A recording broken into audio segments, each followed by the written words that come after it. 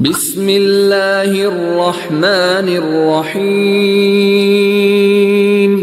والعاديات ضبحا فالموريات قدحا فالمغيرات صبحا فأثرن به نقعا فوسطن به جمعا إن الإنسان لربه لكنود وإنه على ذلك لشهيد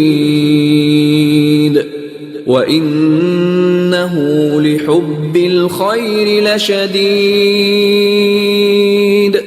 أفلا يعلم إذا بعثر ما في القبور وحصل ما في الصدور إن ربهم بهم يومئذ لخبير.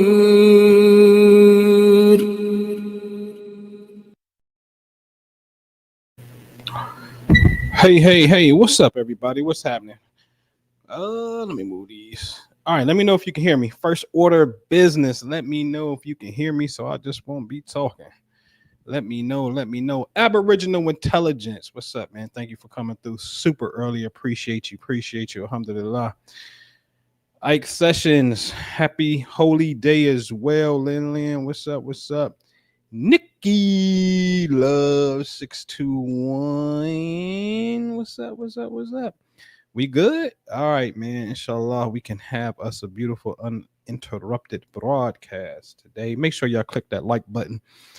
Let the algorithm know that we in the building. Alert the family that need to get on here and get this.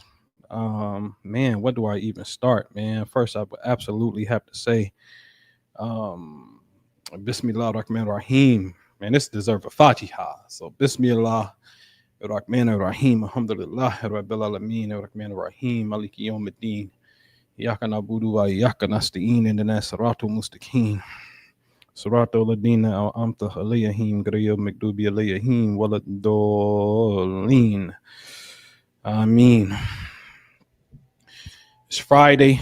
Shalom Shabbat for my Hebrew brothers. Juma Mubarak for my Muslim brothers. Happy Friday for all my niggas. You know what I mean?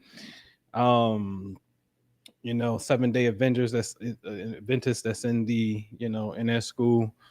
Happy Sabbath. You know what I mean? And again, it's just a beautiful day. I'm gonna take my time today, so bear with me. Please bear with me, because there's a lot to really kind of cover, and just understanding what's real in real time.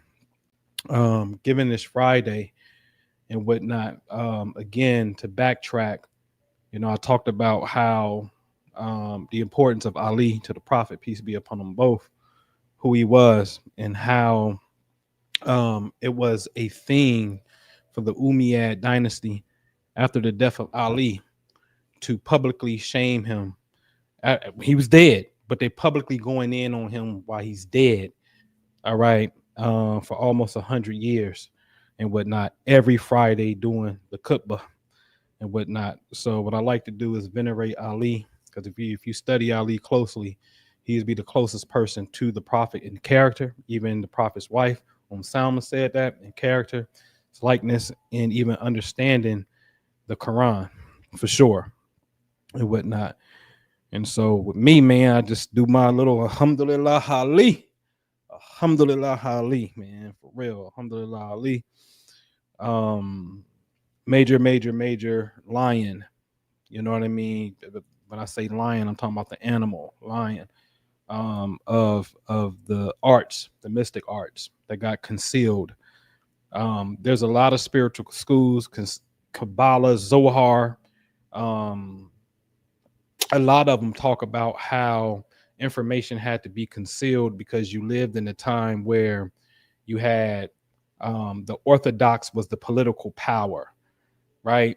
So when you deal with the Roman Church, when you deal with the Umayyads and Islam, the Caliphates and whatnot, even the Abbasids and stuff, They was not mystical people. So they will press, suppress, persecute, even kill the mystics, right? Salem witch hunts became later, that's more closer to our time. That's a real thing. You know what I mean? So we had to really wait to a certain era within the Aquarian age to come through and blast this information, where it will be an environment across the earth amongst the consciousness of the people that can receive such a high level of information. It was out of pocket then, but that laid the foundation for now. Okay, turn my ring off. All right. So, man, I'm just the Aquarian bringing you the news. So let's talk about black prophets and UFOs real quick, because I do want to get into the Quran, and today is really just an open conversation. The entirety of the conversation is not this, but nevertheless, it needs to be touched on. When I say black prophets, I am talking about, we can argue and say the actual skin tone, but I'm really talking about the character traits of certain individuals. First up is Dawood, which is David. Okay. David was a nigga. I always pick on David because what he did was classical nigga shit. If you're not familiar with it, you need to go to the Bible and you need to look at the story of David when he was looking at Bathsheba, and he's like, he outside, he on his balcony, right? Chilling. He happened to look on the landscape. He see this pretty thing taking a shower, bathing, and he like, oh shit, damn, she fine. Yo, ma, that's what he did, right? You're like, damn, she fine. So he inquires on her, gets her, sleep with her, knock her up, get her pregnant. She's a married woman, but he the king. So David know he did some nigga shit. So he like, damn, man, she pregnant. Shit. All right. I'm gonna get her husband drunk, send that nigga home, and he gonna think he did it, and he ain't gonna really remember because he was drunk when he went home. Bet that's what I'm gonna do. Husband come through, get the nigga slush. They were like, yo, why ain't you go home? Dude was like, man, we at war, I ain't going home. So dude went and drunk out of his mind enough to go home. He was still dedicated to the cause of the army to fight. So now David in the pickle. David's like, oh shit. Hold on. I gotta do something about this because dude didn't go home and fall for my trick. And so David conspired to have him murdered. He got with the commanding officer. He told the commanding officer, hey, when the enemy advance, put him on the front line. And when the enemy come forward, I want y'all to retreat and leave him lonesome. That happened. Dude was killed. So now David has the baby. He got a girl pregnant. And the messenger of that time, which is interesting because this is chess. You got a king, and then the bishop is the person that sits next to the king. And the bishop is the spiritual angle, right? So now, if I'm not mistaken, this is Jonathan. If I'm not mistaken, it's either Jonathan or Nathan, one of the two. They come to David and said, yo, you know what you did was bogus. The Lord is not happy. You done fucked up. And that baby, it's going to be a wrap. He going to die. And David is now like, oh my God, no, don't do this. The nigga is fasting. He ain't eating. He doing all the shit. You know, it's an emergency. Let me cut my hair. Let me go ahead and let me fast. Let me pray. Forget pray 5 times a day. Let me pray 10 times a day. Classic nigga shit. The baby dies.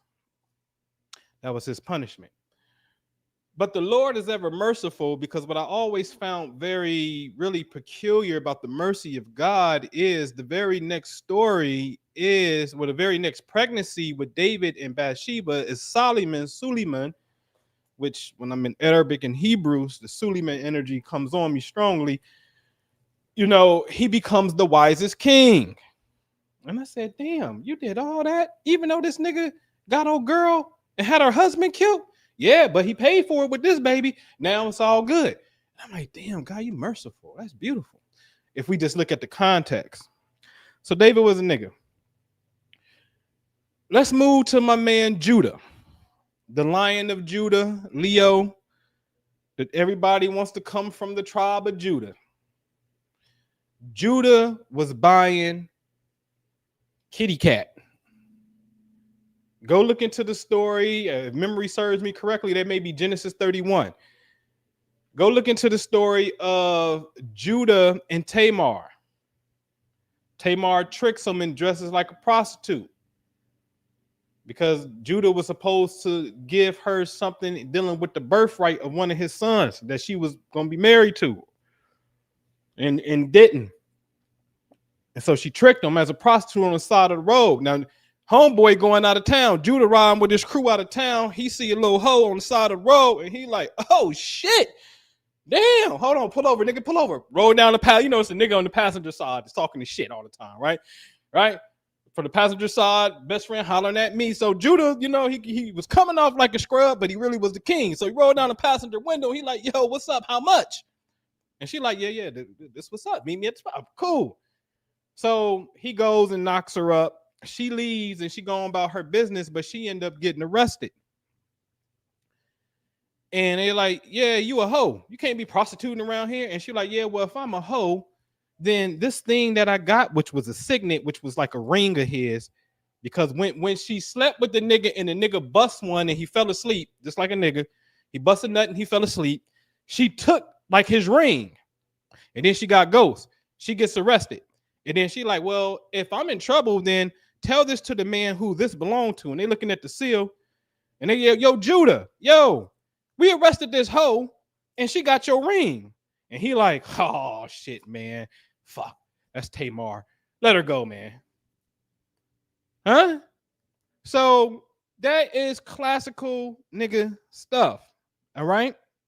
My favorite, which I don't necessarily, which is really nigga, but y'all gotta excuse me, man. Sometimes I just gotta talk the hood gospel. I used to call this the street gospel when I was coming off the Bible with it. When we look at Jacob is a very interesting character in regards to he wrestled the angel of God. That's what he said. He wrestled the angel. Very interesting that this angel come at nighttime and the angel trying to get up out of there before the sun is up. And the angel's like, yo, let me go, nigga. Let me go. I'm trying to get ghost. The sun is about to come up. Pay attention to that because that's going to come up later. The sunlight. It's going to come up later when I get into the Quran. The angel is like, let me go. And then he say he popped him in his hip socket. Pow. And then the angel's like, listen, man, I am going to name you Israel. And then Jacob said, cool. I'm going to name this place Peniel. A lot of people like to say pineal gland. That's cool. Whatever. It's Peni, P-N-I-E-L. L means God. Peni in Hebrew means face, for I have come face to face with God. And then I always marveled at that. And I said, whoa, you can wrestle with an angel, or you said you came face to face with God. So you can actually wrestle with God and get a name promotion, which eventually becomes a whole country is created later after this. So, oh, that's a lot of wisdom in that. A lot of wisdom in that. Okay. So anyway, I just want to highlight that stuff because, especially with the first two stories, is because oftentimes I think what happens, ladies and gentlemen, I'm just going to have to be plain. Since the eons of record keeping, especially when you come through religions, right, theologies, there's never a time where where God does not send a messenger. Better yet, even ones to come to explain what the messengers taught and what they message, what their message was really all about, the inner dimensions of those teachings. Never been a time. Never. It would be quite cruel. Right? So the things that I show you today and have been showing you, bar none, is pure revelation in real time. In real time. I even show you how to go out there and do it yourself, right? Once you line up with the big fella, right? Big mama, right? Stuff Allah, as they would say, right? But don't get it misconstrued. I'm just gonna have to keep it plain because I'm a nigga. Please don't get the game fucked up. See, I know y'all here don't because you know what it is, but later somebody will come and get it fucked up. But don't get it fucked up. I'm telling you, don't get it fucked up.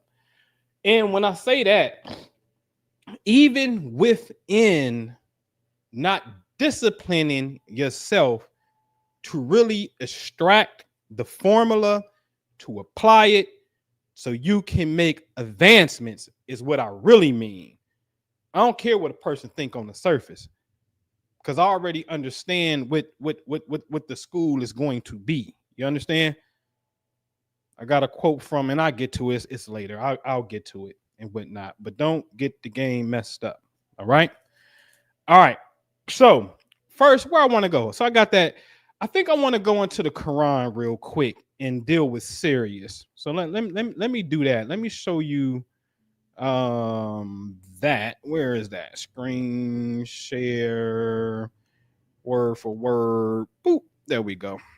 Let's do this. Let's go to 53:1. Let's go to the beginning of a surah called the Star. And we know they're talking about Sirius because in verse 49, it's going to say, and Allah is the Lord of Sirius. By the star when it goes down, not has strayed your companion. So your companion ain't tripping. And not has he erred. Your companion is not in error. And not that he speaks from desire. And Muhammad's not speaking from desire. Not it is except a revelation revealed. So it was a revelation that was revealed by some type of star that's setting. Okay. Now, the one mighty has taught him, or the one mighty in power has taught him, possessor of soundness. Now, as he rose while he was in the horizon of the highest part, then he approached and came down and was at a distance of 2 bow lengths or nearer.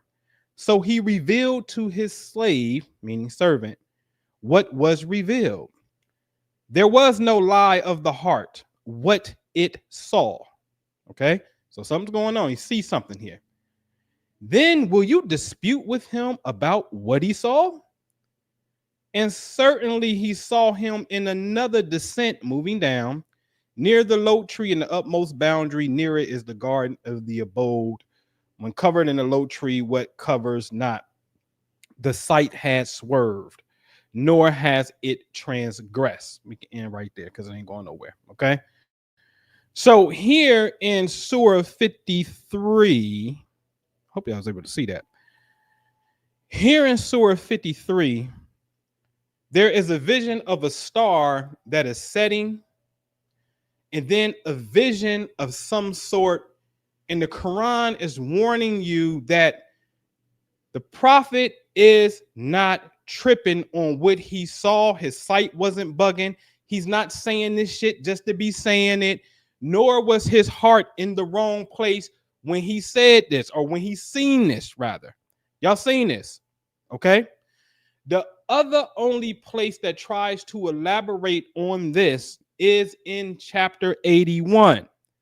Interesting, because that chapter is called the overthrowing.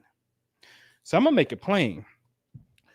The Quran is an instruction manual on a spiritual plane on how to get rid of evil spirits in this reality and rumble they ass if they want to rumble. That's always been my pedigree. That's always been the core essence of, wait a minute, did he say what I just think he said? Yeah, it's called galactic activation.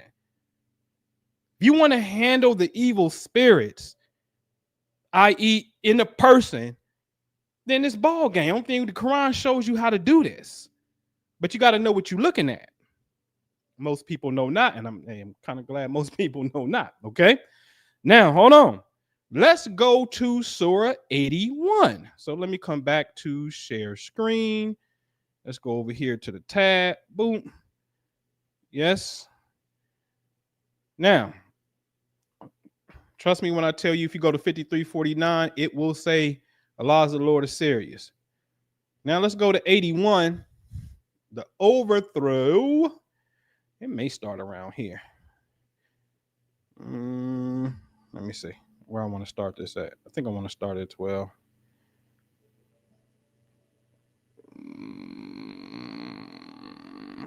Give me a minute because I want to start somewhere. Here it is. We're going to start right here at 15.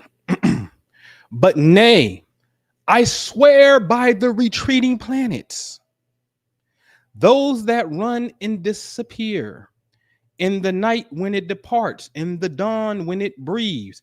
Indeed, it is surely a word of a noble messenger, Rasul Karim, right? Which is messenger noble, but you got to read it the other way for it to make sense. All right, a noble messenger, possessor of power with the owner of the throne. Secure, hold on, it's about to go into detail.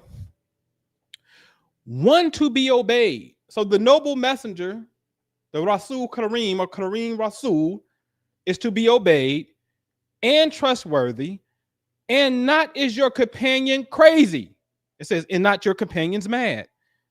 And certainly he saw him in the horizon clear. Now they would say he's talking about Gabriel, Jibril. He saw him in the horizon clear. Right? And then they go on to say he is not a withholder of the unseen. And not a word that he is speaking is from Shaitan. Okay?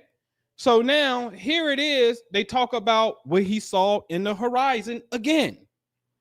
So 81, which represents the overthrowing, is flat out telling you back into this story, going back to 53, the star, which is Sirius. It's saying, yo, he ain't tripping when it comes to this revelation that was revealed to him. He ain't crazy.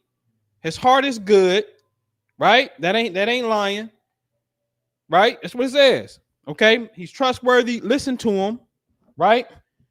And hold on, because it actually gets a little good. Let me come back to that because let me show you something else about that particular thing. All right. And not is he on the unseen a withholder, meaning he's not withholding the unseen secrets from y'all. And not is the word of Satan a curse. So where are you going? Woo! Can't leave that out. So where are you going? So now that means, look at the picture, y'all. Look, see the picture clearly.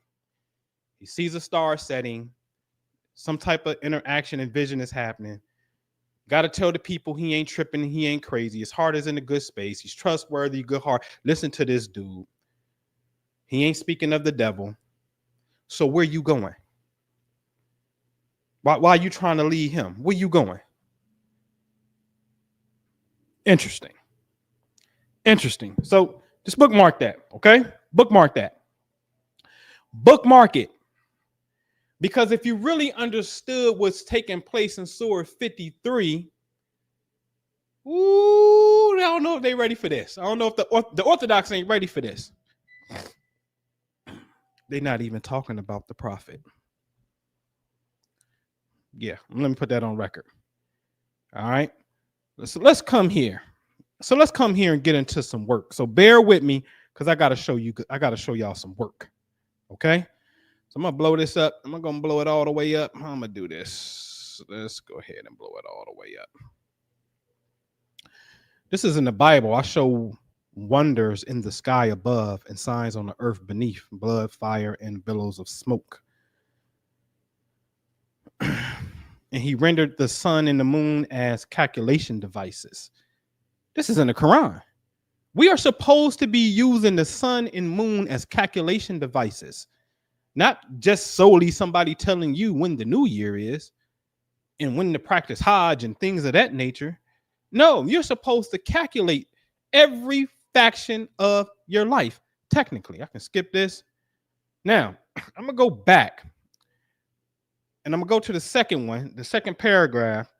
Then the angel of God who was going before the host of Israel moved and went behind him in the pillar of cloud. Talking about a pillar of cloud. And as you see in the yellow underline, and there was a cloud in the darkness and it lit up the night. How the heck can a cloud light up? How can a cloud even possess light? One.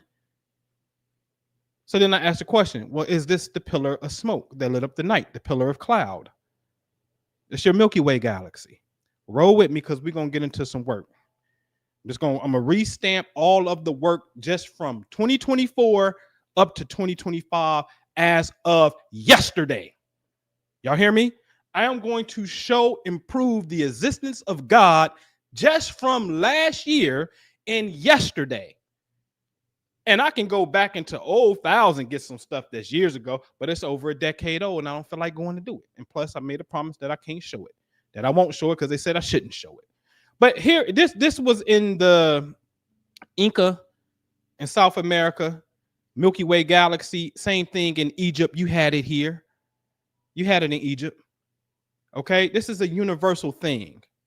So now this rift, this cloud of smoke, Sagittarius A, as you see, also known as the galactic center, it is a radio source. It says that in the yellow underline. It's a radio source. So then I asked the question, are you implying God is a radio? Made me think of Radio Rahim, because Rahim, Bismillah, Ir-Rahman Rahim. Yes, Rahim's attribute of Allah, right? Okay. So yes, I'm saying God is a radio. And on the earth, we have radio telescopes that try to communicate with radio signals through different sources of space. So in Hebrew, the word El, right, the first two letters El represents radio and wireless. But on the right-hand side, you see that same two letters means God. God is a radio. That's in Hebrew. Now, let me give you a little bit of juice from the Arabic side. And I got the science on this thing that will blow your mind mathematically. Will blow your mind, but I won't say it in public. Right? It's a practice that has to be done with this. So when you deal with the leh, right? The leh, I showed that LA, which is Lam Aleph, right?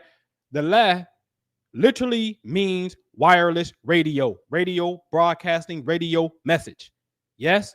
Also, it is the unconscious mind of the unconsciousness.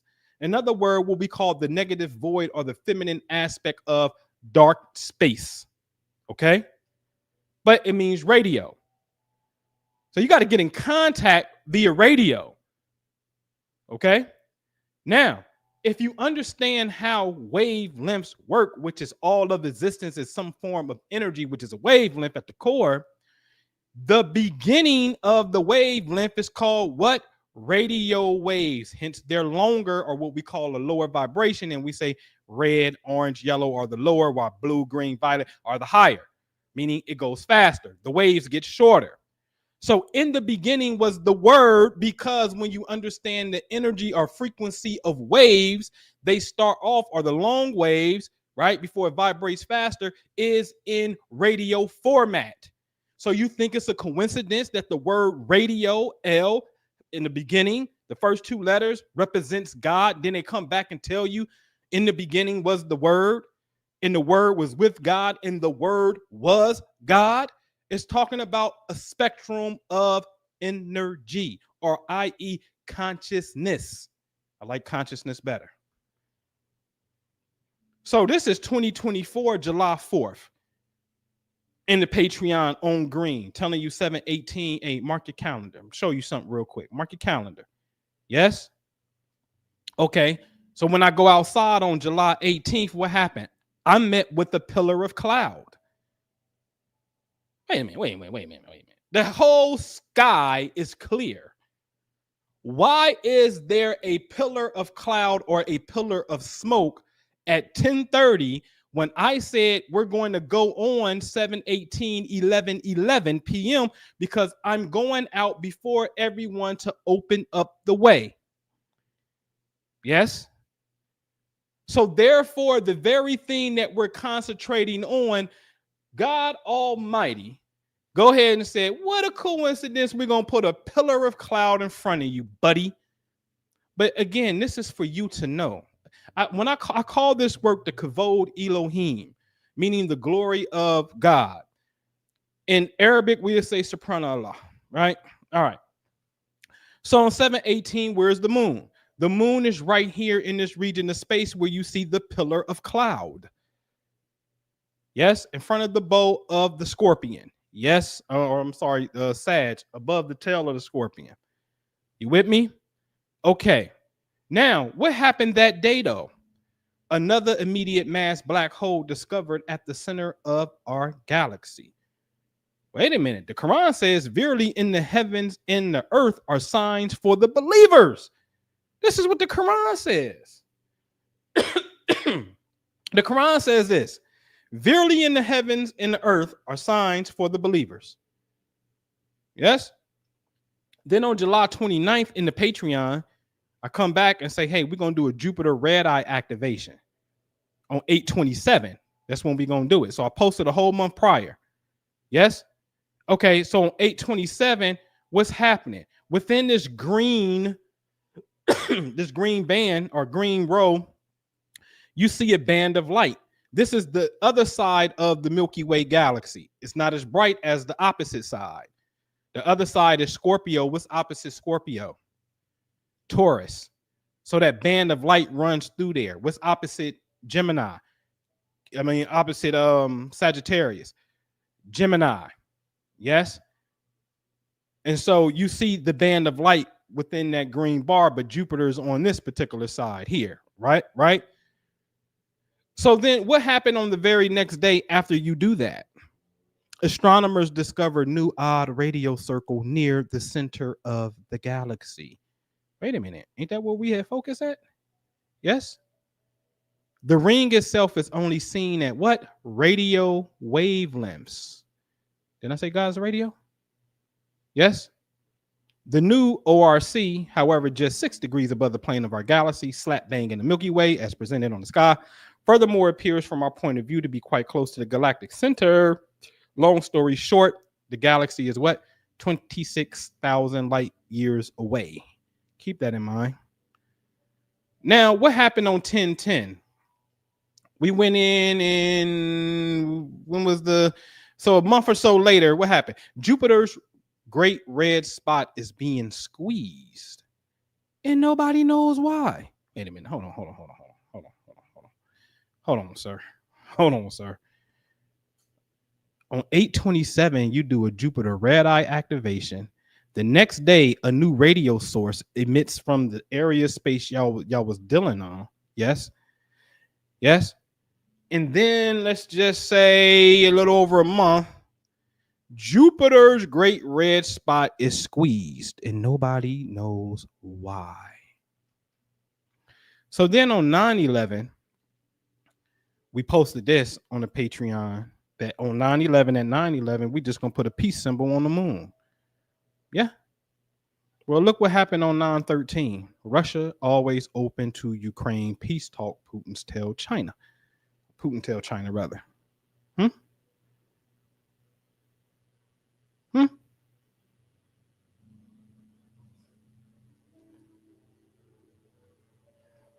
So pay attention to 9/22.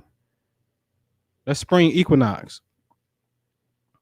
7:22 a.m. fall equinox activation. The equinox is already equinox. That's special in itself. We're gonna go in 7:22. Come on, man. That's the morning. That's the sunrise. Yes. Equinox increases chances of geomagnetic storm from solar eruption this week. The sunspot AR 3835 erupted on Sunday, September 22nd, during Earth's equinox. So wait a minute, sir. Wait a minute. Hold on. You literally got in the Patreon the schedule that you posted in last day of August, which is almost a year from now, for the upcoming events for September. And since September the 22nd is the equinox, we are going to get up at 7:22 a.m. and focus our energy around the sun.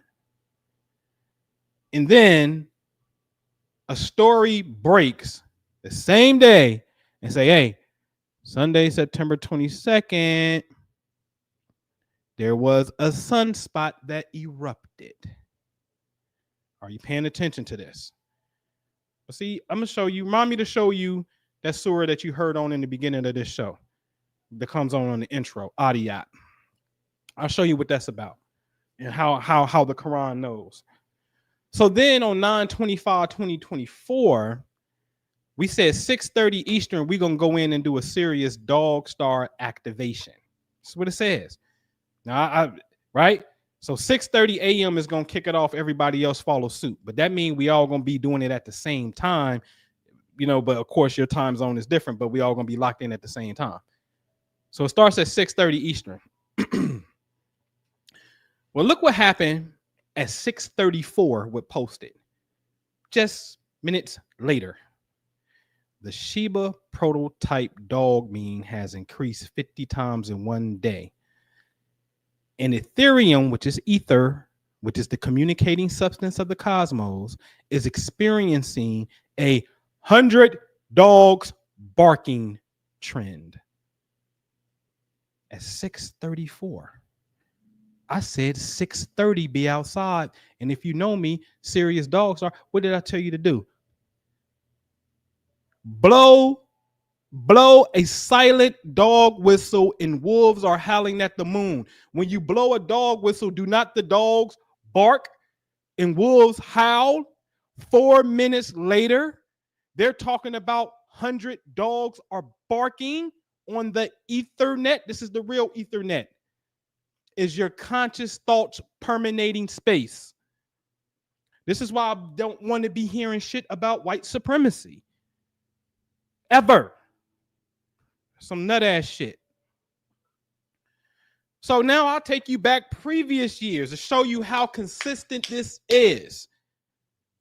This is March 3rd, 2020 on my other channel, Hip Hop Astrology TV.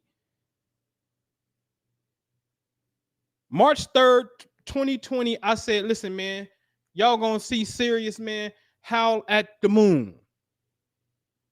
That's what I said. You know what happened? That was March 3rd, right? You know what happened? I can't see the date because I'm in the way. But you know what? No, I can't leave a stone unturned. Let me get me out the way. April 13th, people across the globe are howling at the moon. You think? You think? Do y'all see what's happening? You are programming outer space. And people are picking up on these thoughts, carrying out your thoughts. This is why they tell me I shouldn't be teaching y'all this shit. But I'm saying we're in the age of Aquarius. This is a time for you to get the shit. Galactic Activation Frequency 26, October the 8th, 2024. Why Frequency 26? Remember this location called the Milky Way Center. The radio signal from the Milky Way is 26,000 light years away. Yes? So this is October the 8th. What happened on October the 11th? Giant magnetic halo discovered wrapped around the Milky Way. You think? Huh? Look at what you did. Alhamdulillah, look at what you did. You see this? This gives me chills. You mean to tell me that you can focus on this area, which is the radio source and upholds our entire solar system, which is the mother of our solar system. Our solar system is created from this galaxy intermingling with another galaxy called the Sagittarius Spiritual Galaxy. Facts. And then our solar system was created, our sun, then Jupiter, and then the other planets was created, us. Science tells you it is a radio signal here. ET phone home, damn it. And when you phone home and do this, all of a sudden they say, oh shit, there is a magnetic halo discovered wrapped around the Milky Way. That is you, engulfed in light. Okay? Now, let me show you some practical stuff on the earth plane. Minister Jew was cracking up when I showed him this. Abraham Lincoln, 216th birthday. If you know me, I'm an Abe Lincoln rider. You want to have a fight? Talk about Abe Lincoln. I'm shooting first every time because I know the history. So he turned 216. Now, you know how I feel about. I've already shown that 216 is a universal constant number. Yes? Dealt with that. So now Lincoln turning 216, and I'm like, okay, I got to do something for my man, right? So dig this. On his birthday, February the 12th, it happens to be a full moon on Lincoln's birthday, right? Now, I said the only thing you have to do is envision Lincoln overseeing lions just growling, doing their thing. The lions are simply roaring. That's all they doing. And Lincoln's out in the ether. Man, do y'all know that Abraham Lincoln was a Rosicrucian? The Rosicrucians studied the Egyptian mysteries. Rode with a black man named Pascal Beverly Randolph. Go to soul.org and start looking into the history. Yeah, they don't advertise. They don't solicit. They don't do YouTube channels. They keep it straight the way it's supposed to be, straight in the mysteries of silence. Abraham Lincoln was a part of the Great Three. All right. So anyway, y'all see it. February the 12th in the Patreon. That's his birthday, 2/12. Shout out Gucci Mane. Shout out my nigga Rollo. February 12th, right? But 216 means Leo, Ari in Hebrew. So now we really about to go in. The full moon happens to be in Leo, and it's on it's your 216th birthday. Oh, which means we no, we about to go in. We about to go in. So then what happened on February the 14th? Independence was not able to break out of their rough patch on Thursday as the team picked up their 10th straight loss. They were beaten by the Lincoln Lions. Long story short, second paragraph, Independence defeat dropped their record down to 2-16. Are y'all seeing this shit? Hello. Dropped their record down to 2-16. Lincoln turned 216 on his birthday. 216 means Leo. The moon happens to be full in Leo on 216. You do a visualization and communicate through the ethers with the Lincoln energy, just seeing lions roaring, doing their thing. And then it is the Lincoln Lions that actually defeat this team to make their record now 2-16. Correct. And the other team record was 12-6, right? Which is boxed. Lincoln Lions of Gahanna, 1865, slaves free. You got really good. 1865, the slaves is free. Fact. 13th Amendment. Facts. So that's why I want to hear shit about white supremacy. I want to hear motherfucking thing about white supremacy. Because etherically, we putting in work and it's coming right back to stamp in your favor. Do I need to say that again? Etherically, we're putting in work and physical events are coming and molding themselves to match what your thought is to continue your progression. I don't know why these niggas think we in the Jim Crow down south somewhere, yes a massa, yes a boss type of shit, and we ain't. And they want to sell you that pain rhetoric pill. Some bullshit. I swear up and down they believe in the ancestors. They ain't never called the ancestors to deal with no aspect of white supremacy and can show you that shit. Yeah, that's why I'm not invited. So now, Sporoidal Galaxy activation 223 to 25. Let's come up to 2025 now. Let's come up. I told you it's the Sporoidal Galaxy, which, by the way, alhamdulillah, this was revealed to me in the Quran, Surah 70. Revealed this. So we do an activation on 2/23/25. Yes, let me blow this up. What happened on 2 days later? Something unexpected is spewing stars into the Milky Way. Wait a minute. Wait a minute, sir. Sir, you've done this before. You haven't noted that you're doing a sporoidal galaxy activation. Now, if you understand the sporoidal galaxy, it's the one that's going over the moon in our Milky Way. Because what did I say? These two came together to create our solar system. So on 2/23, we're going to go in on this, and we're going to reimagine creation. What was creation? The top and the bottom, the father and the mother, as galaxies are intertwining with each other, crashing into each other, making galactic love.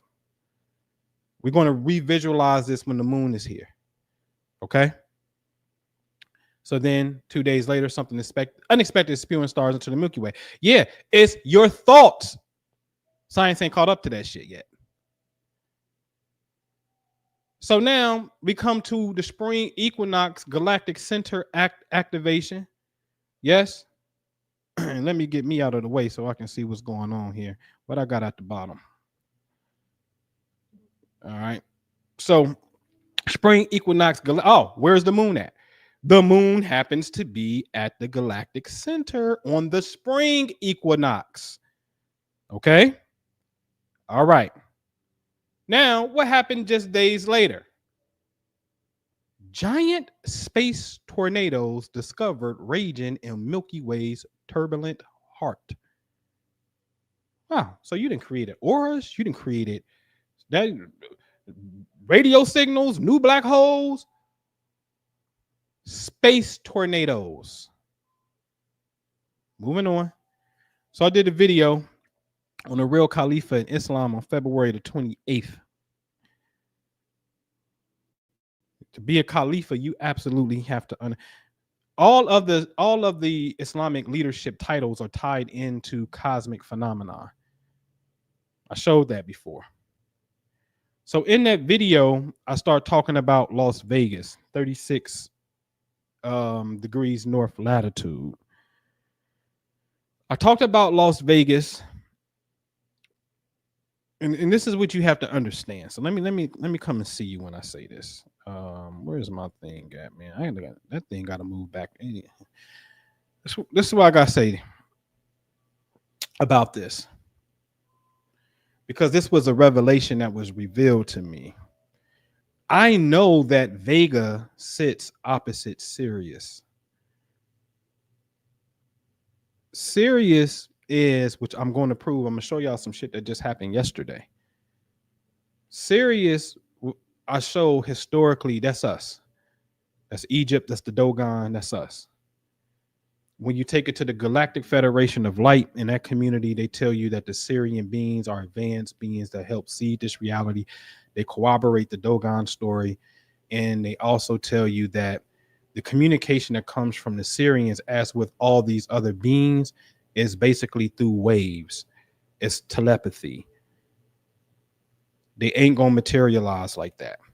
If you know the great Joe Dispenza, Dr. Joe Dispenza, when I went to his conference, and I believe he told the story elsewhere, I went to his conference. He said that when they do the group meditation, people report seeing these big ass, giant ass beings in the room. And this has happened on more than one occasion. These beings can only get into this reality when you up the vibration of the environment. It's too dense for them to come into form of their form. That's what he says. The Galactic Federation in them says, hey, this is a telepathic wave. I am telling you that is 100% true. It is a wave of energy, because when we understand the core of it, all this shit ain't nothing but a wave of energy. Your body, the microphone, all of it. It's just a wave of energy anyway. Okay? All right. Now, Vega sits opposite Sirius. If the war is taking place in heaven, the Bible says so, the Quran says so, all the schools of thought say so, right? The war is taking place in heaven. then the question to raise is, well, do you have good guys in heaven representing certain celestial neighborhood stars? That's they gang over here, and it's a gang over here. Well, the Galactic Confederation of Light says yes. It says Sirius is on your side, Orion's on your side, Draco is not on your side, and I dare say the Pleiades is not on your side. Very malefic energy over there. Okay, this is what they say. So, okay. All right. Well, on the physical terrestrial plane of Earth, there is a place called Las Vegas, which Vega, I'm not saying Vega is against you. All I know is Vega is opposite Sirius. And when you're in opposition, that can represent a conflict. Vega's opposite Sirius. Vegas on Earth is known as Sin City.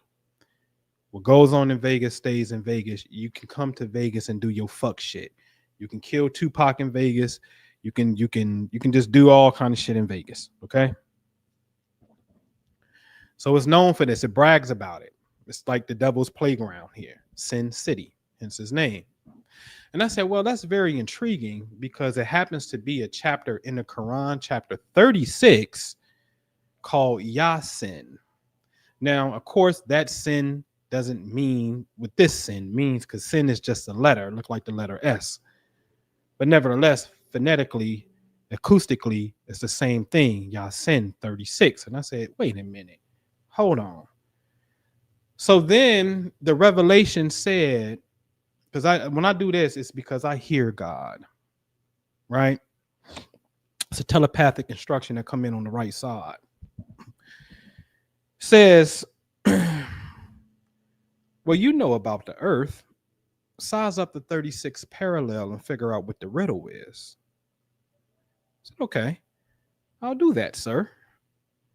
So the 36 parallel, you have Memphis, Tennessee, which is about 35 degrees north of the equator. Okay. Up to St. Louis, which is about 39, 40. But I know this region of 36 degrees north latitude is home to the Madrid fault line, the New Madrid fault line, which is interesting because this is New Madrid. Well, where the hell is Old Madrid? Old Madrid is Spain. That's more science over there. You gotta, in history, black folks got an opportunity to go into Spain and set up shop, right? And so I said, oh, are you saying what I think you're saying? Yes. I, the Lord, am going to make the earth quake and let the people know that I, the Lord, will make the earth quake through you. Tell them, show them in riddle, and then show and prove to them when it comes true. Now, you got to mind you, I'm a nigga. Mind you, I may want to be minding my business. I may not be, wait a minute, what? Yeah, that's the charge. Go. Oh, come on, man. Are you serious? So I said, okay, this is what it is. So at the end, well, in this, I say 626 demon remover prelude. And then there's going to be a saying at the bottom of the flyer, right? I don't know if I got that slide in there, but it basically says, on that day, you will know that this is a sign from your Lord. Talk to me. On that day, you will know this is a sign from your Lord. 626 demon remover prelude, mind you, so you won't get lost in time. We're all the way back in February. We're February the 28th in this video. 626 is 6 months from now. Okay? So it's a prelude. Didn't even talk about it then. So then I came back and did a video, Are the Muslims Practicing Shirk with the Hijri calendar fraud, on June the 6th. Yes. Correcting the calendar. Yes, because I was given instruction to do that as well. Okay. And then at the bottom of the flyer, you see something new enter. And it says NMFL, New Madrid Fault Line. Yes, that's what it says. This is June 6th. It's on the video. This is June the 6th. So now the imagery got updated, but I ain't talk about it, didn't tell you nothing. The instructions was time stamp it, nigga. Yeah, time stamp it, nigga. Show me thy works. Show me. Don't worry, I'm gonna show you. And it's a demon remover. It's clearly an earthquake looking type of energy. But don't worry about it, because we was June 6th now. We ain't there yet. So when June 10th get here in the Patreon, I say we're gonna do Operation St. Memphis Demon Shake. St. Memphis, St. Louis, the Ark is St. Louis, and the pyramid is the Bass Pro Arena in Memphis. They both sit on the Mississippi River, about right, just north and south of each other. So we're gonna go in on this. And I got into the instructions here. I said, all right, Eastern time, Boatron, time to mount up in the few, 11 p.m. your time. Moon will be on the eastern sky. Spiritual warriors only for this one, as both Memphis and St. Louis are on what they call demon time. As far as the murder rate and crime, we will visualize shaking the demons out of these two cities. What you see this happening is 100% your creative right. Be sure to cleanse your aura, charge up before you enter into this act. In other words, use your prayers of protection. Doing the visual outside facing the moon for as long as you feel good. As soon as your energy wanes, you are complete. You're done. Attaches a screenshot of St. Louis, which sits directly on top of Memphis. Historically, especially Memphis, these are both Egypt in the West. Spiritually, it's time to cleanse ours. Why am I saying this? Why is it ours? Because Memphis is named after Memphis, Egypt, Menefer. And you have a whole neighborhood called Orange Mound. The mound is the pyramids. Okay, just made out of earth and not limestone brick. So then here goes the screenshot so people can understand their spatial orientation. St. Louis at the top, Memphis at the bottom. Okay? Yes? All right. So then on the 13th, things started cooking. The governor came out and said, hey, the St. Louis State Police is now taking over the city police. And then what did I say? I said, wait for 626 roundabout to come. Inshallah, heavenly messenger of God. So now I got to declare it. Yeah, I've said it. I declared it. And I'll prove it. I'll prove it. And it ain't got nothing to do with ego. I can't help that I'm chosen to deal with this because this is what I deal with. Right? Trust me. Trust me. There could be some other stuff I probably could be doing. May sometimes even want to do. You know what I'm saying? But shit, when the calling is this heavy, no, I can't play. I can't play around. So you can call me a religious fanatic if you want to. That may just fit the coin. When it's time to go ahead and embrace the mission, man, there's some shit to do, man. There's some shit to do. But don't think I still don't watch BMF and the Shah and Power. Shit, yes, I do. Okay? All right. So wait for 626 roundabout to come. Now, I'll say this. I'm going to say the talk was already in the works to take over the state police in Missouri, to take over St. Louis City Police. That was already in the works. You ain't create, but what you're doing is you're pushing. You're pushing. Now you may look like Charleston White now. What are you doing? This is working. Listen, man, niggas walking around with Dracos talking about, goddamn, I'm on demon time. I don't want to be around that kind of individual. Fuck you mean, nigga? It makes me uneasy because niggas plot on you. I know. So if you a demon on demon time, we ain't man, nigga, we ain't kinfolk just because we skin folk. Absolutely not. Absolutely not.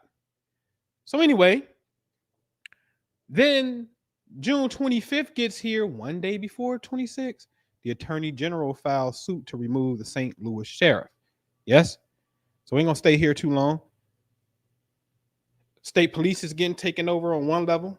And then now as we get closer to 626, the Attorney General for the state is like, yo, the sheriff of St. Louis, you gotta get the fuck out of here. You gotta go. And then he used the word. He used the word in his lawsuit right there called a growing quantum of evidence. Quantum. And when I saw that, I said, oh boy, yeah, this thing is working. Yes? All right. So now, if I go to this video with me and Minister Jew, Open Conversations with the Bible and Quran, and I go to the very end of this video, and I don't have to, but I don't gotta lie. The very last thing on that video that was said, and when the earth shall quake, you shall know what made it. That's documented right here on YouTube. It's documented because I know what God gave. So document it. Well, let's go see. Let's go see. What are we looking at, sir? Well, to the left, it says M.29, 12 kilometers, WSW of Grandin, Missouri. It says on 2025, 627, 241.18 seconds UTC time. Stop. You said it was 627. It is in England. But we need to convert that back over to Missouri time. And if it's 0241, which is 2:41 in the morning, you're in the new day. For us, we still in the previous day. You with me? So it's 8:41 p.m. at the time of the earthquake, which makes it 626. Yes? So now earthquake takes place in Grandin, Missouri. Okay? And then you will notice that Las Vegas, I said 36 degrees north latitude. And the location of the earthquake is exactly 36 degrees north latitude on 626. Did I not give you a visual of where the cities were going to, what cities to focus on when you shake the demons out? Did I not put it on the record 6 months prior, which I'm going to show you what that's about as well. February the 20, was it the 8th? Yes. When you first seen the flyer, 626 prelude. On that day, you're going to know it's a sign from your Lord. Again, I don't want to hear shit about white supremacy. Because this relationship with what we got, when you tuned in and you accept this message that you believe and there's a true and living God, that there's some shit. Oh, shit. Come on. Let's go. Let's go. We close. We close. Man, the moment, let me tell you something. Let me tell you something. The moment that a person blames the devil, and let's take it on an orthodox mystical sense too, especially in Islam. The moment that you say shaitan, you just gave praises to something other than Allah. And now that makes you a polytheistic heathen, and you don't even know it because you haven't figured out the mystery of what that is. And it's just a pure lack of iman, which is faith. Pure lack of it. What do you mean? What do you mean? But I put it on a scale that you can understand it on the other side. Stop running around here talking about the white man this and the white man that and whoop whoop. And he, man, listen, man. What I keep saying it. We're Goonie Goon. Go call old Goonie Goon. I want you to go call Goonie Goon, nigga, and show me how Goonie Goon will deal with white supremacy. See, you don't believe enough to go try that shit. That's my point. You don't believe enough to go try it. And that's fine because you're not the world, though. These niggas that be talking this white supremacy shit, they really ain't in the vein of spirituality, though. Let me make it plain. Build your school, nigga. Build your school. So why are you fucking with Umar? I'm fucking with Umar because the nigga lied and said Abraham Lincoln did not free the slaves. And that's a fucking lie. I told you don't fuck with Lincoln. It's a lie. So I noticed that people who talk the white supremacy narrative, Tariq Nasheed, you're allowed to build a whole goddamn museum. And white supremacy didn't stop you. These are not people in the vein of spiritual perfection. They like history shit. The pain points of history from the victim side of the story and not the victor side of the story. You understand? And I'm saying, yo, don't do that, because if you understood the way how the mind works, the mind has something called mirror neurons, and the listener will start to mirror the goddamn trauma, and the brain will see that trauma as if it is real, and then that will start to produce problems in the people that's listening. You're inflicting trauma upon people by trying to mentally reenact or tell that goddamn slave story. The only slave story I want to hear is how Nat Turner beat their ass, how Harriet Tubman was successful because she actually hooked up with somebody named Colonel James Montgomery who gave her guns. I want to know about the Union soldiers who came down and beat James Longstreet ass, and who beat Braxton Bragg's ass in Tennessee, and who beat Albert Johnston in Mississippi. I want to know that shit. I want to know how you fuck them up. That's what I want to know. Because if you're not careful, you'll be around here like Minister Jew was in the beginning, right? You're going to go buy you a tent because you believe World War III is coming on your doorstep, and you see yourself homeless, and then you're going to get walkie-talkies and fucking solar cooking pots and shit. Okay? Meanwhile, as my man 40 would say back in Vallejo, all right, the true and living God is coming through and saying, show the people on this day, you will know that this is a sign from your Lord. History being wrote in real time, man. In real time. All right. So let me blow this up, see where we at. So yeah. So on the left, that was the visualization that y'all saw. And on the right, this is the actual location that it came in. Come on, man. Stop playing. Who you serve? You can't serve two masters at the same time. You cannot. You cannot. You're going to have to choose. You're going to have to choose. You can't serve two narratives that's in direct opposition to one another. Okay? Now, I signed off Heavenly Messenger of God. Let me prove it. Y'all saw it. I signed off that shit. I said, wait for 626 to come. It's around the corner. Inshallah. Heavenly Messenger of God. Heaven is 106. Messenger Rasul is 290. Allah is 66. Added up 462. Came into Patreon. At the bottom, it said 5-7. I told y'all to play 462. And the next week, my silly self did not play. Right? That's what I said in the Patreon. Someone play 462. Let me know when it hits. I said this on 5-7.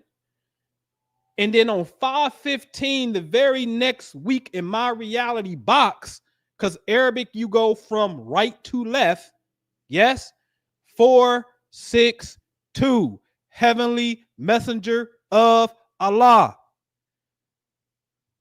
So your companion is not tripping when he saw what he saw. When it's telling you, like, oh, okay, that's what you're saying? Yeah, write it down for him. Show him in real time. This ain't no fables of old. No, the true and living is still living. It can't be dead.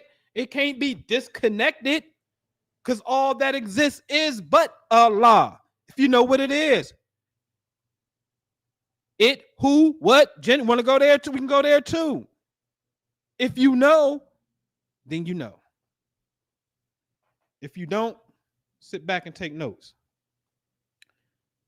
And you miss the whole experience with religious dogma. Don't miss it. So now on June 29th, we come into Patreon. We getting close. Bear with me. June 29th, we come into Patreon. I said, listen, man, 7.2 to 7.4. Wait a minute. Didn't you do this before 2 years prior? Y'all saw it. Back in this pocket again. 7.2, 7.4, 1 p.m. Eastern, rainbow beams activation. Now, here's a new scripture. The light of our covenant is with those that are certain of our signs. Wait a minute. The previous one said, and on that day, you will know that this is a sign from your Lord. This one says, the light of our covenant is with those that are certain of our sign. The Quran tells us that. June 29th. This is posted. Now, notice in the purple, 7.2, 7.3, 7.4 are highlighted in the purple right-hand side. Why? Because on the earth, on 7.2, we're in front of Capricorn constellation, and the earth appears, the sun appears directly in front of Sirius on 7.2. 7.3, the earth is furthest away from the sun, known as the aphelion. 7.4, the earth aligns directly with the Sagittarius Sporoidal galaxy. 7.2, 7.3, 7.4, big portal days in the year of 2025. The universe is not a perfect circle. 1 year it may be 7.2, 7, 7.3, 7.4, 7.5. This is why you got to have an astronomer on the team. But anyway, nevertheless, energy is energy. Yes? So you see this on my astronomical model on my whiteboard. Okay? And it's been on my whiteboard before. It's actually updated before, way before this. Way before this. So then when July 3rd got here, resident spot striking fire rainbow over burning. See, I deal with a lot of fire and light, but I'll show you why in a second. Oh, natural earth shit, man, that's my shit. That's my thing. Elements, that's my thing. So it's a fire rainbow on July 3rd. July 3rd, a fire rainbow. Go back to the visual, Noble. This is posted in Patreon June 29th. Timestamp. You said 7.2 to 7.4 is the timeline, and you got rainbow beams coming from the black couple melanin pineal gland going up to the sun, nigga. I know what time it is, because behind the sun is what? Sirius. You see the star behind the sun, the halo, you see it. There's an alignment taking place. I'm giving you the light, man. So boom, this happens. Fire rainbow. This phenomenon occurs when sunlight is refracted through crystals called what? Cirrus clouds, which is cirrus clouds. What? I never heard of such a thing. So I went to my spot to get some hookah. I'm pulling out the driveway. And I said, oh shit.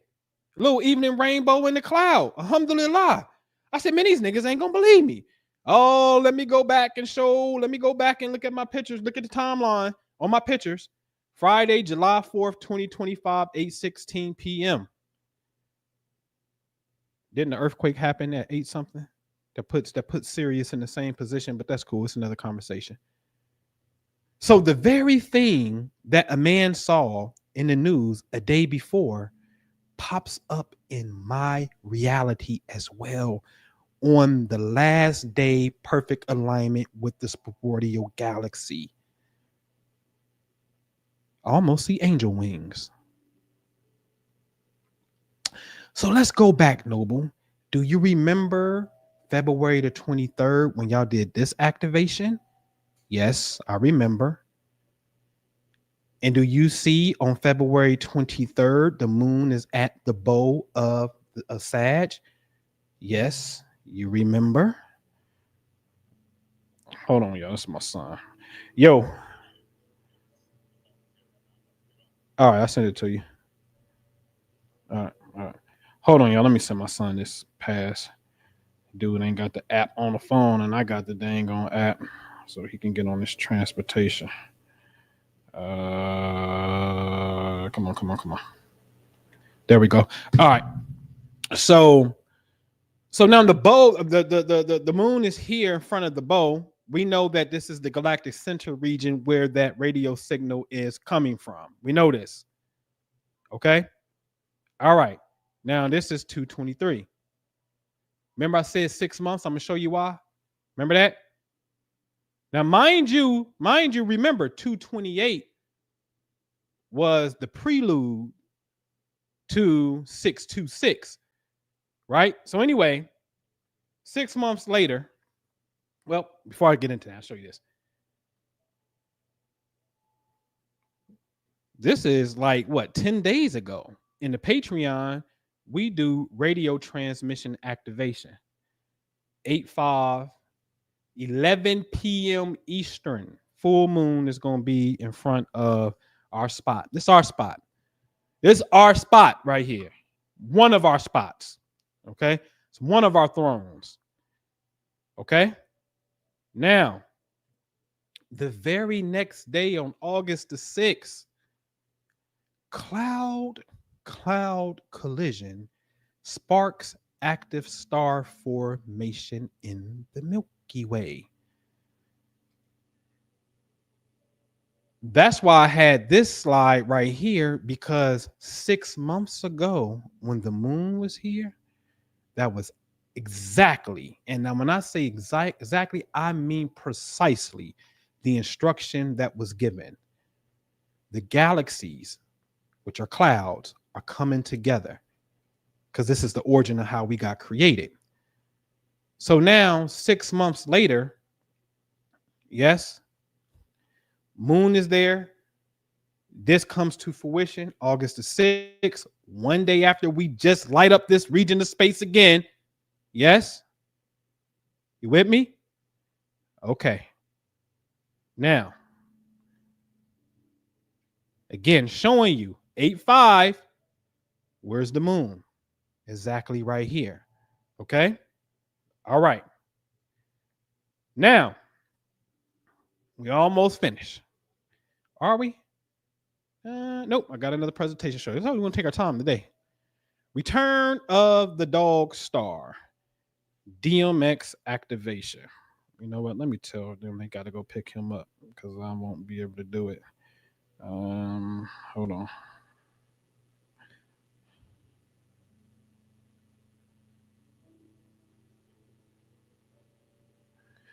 All right. So Return of the Dog Star, DMX activation 8/14, 5:20 your time, local time. Now, I'm gonna say this. Last week in class, and I think if I'm not mistaken, I think Nicole was in Sunday class. I thought I said it on YouTube. I know I probably did. And let me say this too real fast. Listen, this stuff be real-time revelation. I be having to go back and study this shit to catch up. So, man, just don't listen to this information like it's just another, and then you find you just hopping around YouTube listening to information. Nah, you can't do that with this information. I be having to go back and listen to the information, because what am I saying? Who is the witness? When a Muslim become a Muslim, they gotta take their shahada, but there's an aspect of witness that the human being must witness. Allah must witness the human being do something. There's a cosmic shahada that you gotta take. The Kaaba that you go to, man, that shit is the heart. Now, the Sufi say it, but I prove it through the words, through the numerical values. I prove that this shit is the heart, and really talking about that. We are turn your direction. Turn means heart. We're going to turn your direction to the Qibla. We're going to turn means heart. So we're going to turn the heart. We're going to turn the heart. Qibla, Qalb, same 3 letters. I'm going to prove it, right? The 4 states of the believers. What makes you an Iman? The Quran is clear on the qualifications on what makes you an Iman. The first one is you must be guided by the commands. Oh, shit.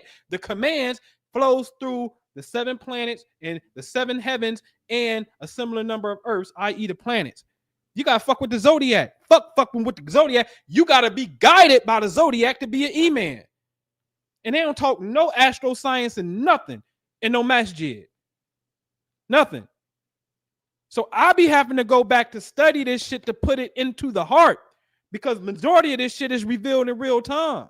When you get it when I get it. I work on these joints one day beforehand. I don't know what I'm gonna talk about next week.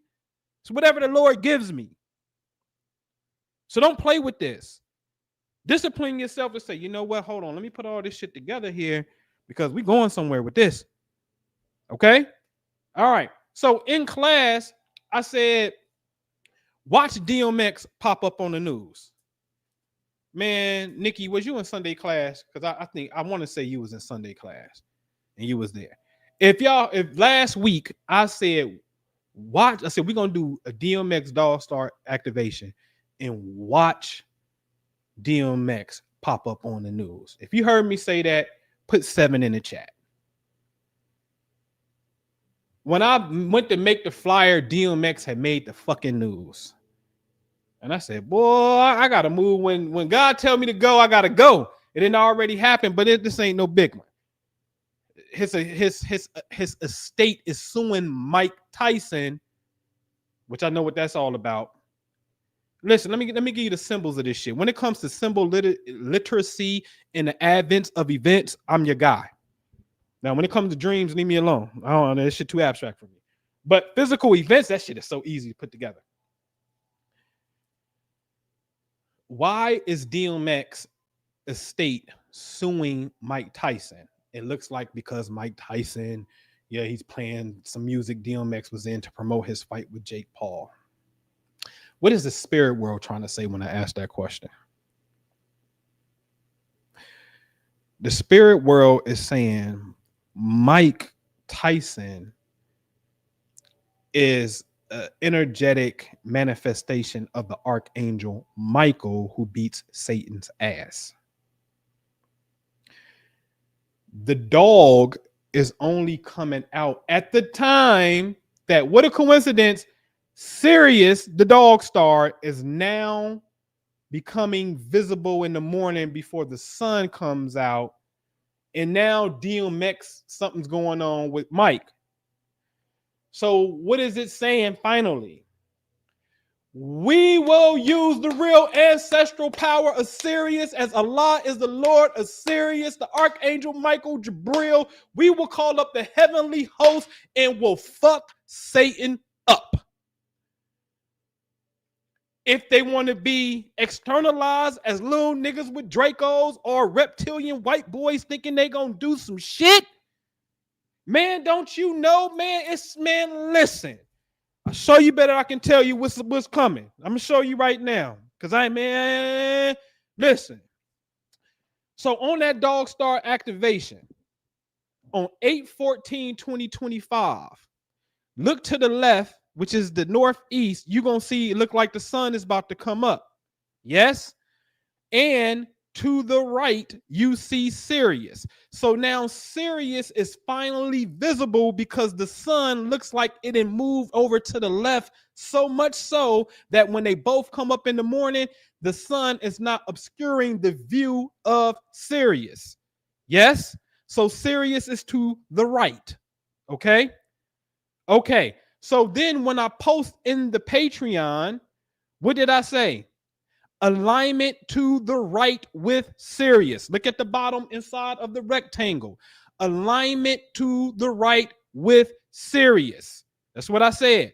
Yes? Okay. Now, back it up, because you missed something. Tell me what you see. Radio transmission activate. It's something there. Tell me in the chat what you see. Do you see it? It's playing Where's Waldo? Come on, we're going to have a conversation today about the true and living. And don't you ever have to worry about a motherfucking thing when it comes to a form of white supremacy. Telling people, go get your canned goods and leave and run. Fuck that. You call on the spiritual power that you say you believe in. And then these niggas be having the nerve to come from the Nation of Islam or some 5% shit where they really think they God and don't give you no God application to go battle this shit. They don't really believe. Thank you, Cheyenne. Cheyenne sees it. Okay, cool. No problem. Let me timestamp it. Let me timestamp it for you. August 14th in my phone. You can't see it from this view. Was that not yesterday? August the 14th? Yes. Yes. That was yesterday. It's timestamped in my phone, 4:09 p.m. Yes. What do you see? Stop playing with me. They came and visited me yesterday. Why yesterday, Noble? Now it's all distorted because it was making this ascension. Yes. But why yesterday? Because I posted in the Patreon on 8/14 was what? The new fucking year. When you deal with serious. Stop playing with me in time. God wants your attention when it comes to how to use this shit. Now, the Quran says this. Oh, we adorn the heavens with lamps, and we use them as missiles against the evil ones. And missiles translate to shooting stars. I ain't even do 626. 626, that goddamn comet thing came through and smacked McDonough, Georgia. I ain't even tie that in yet to show you what that shit mean. But I was the one telling you 626 demon remover coming.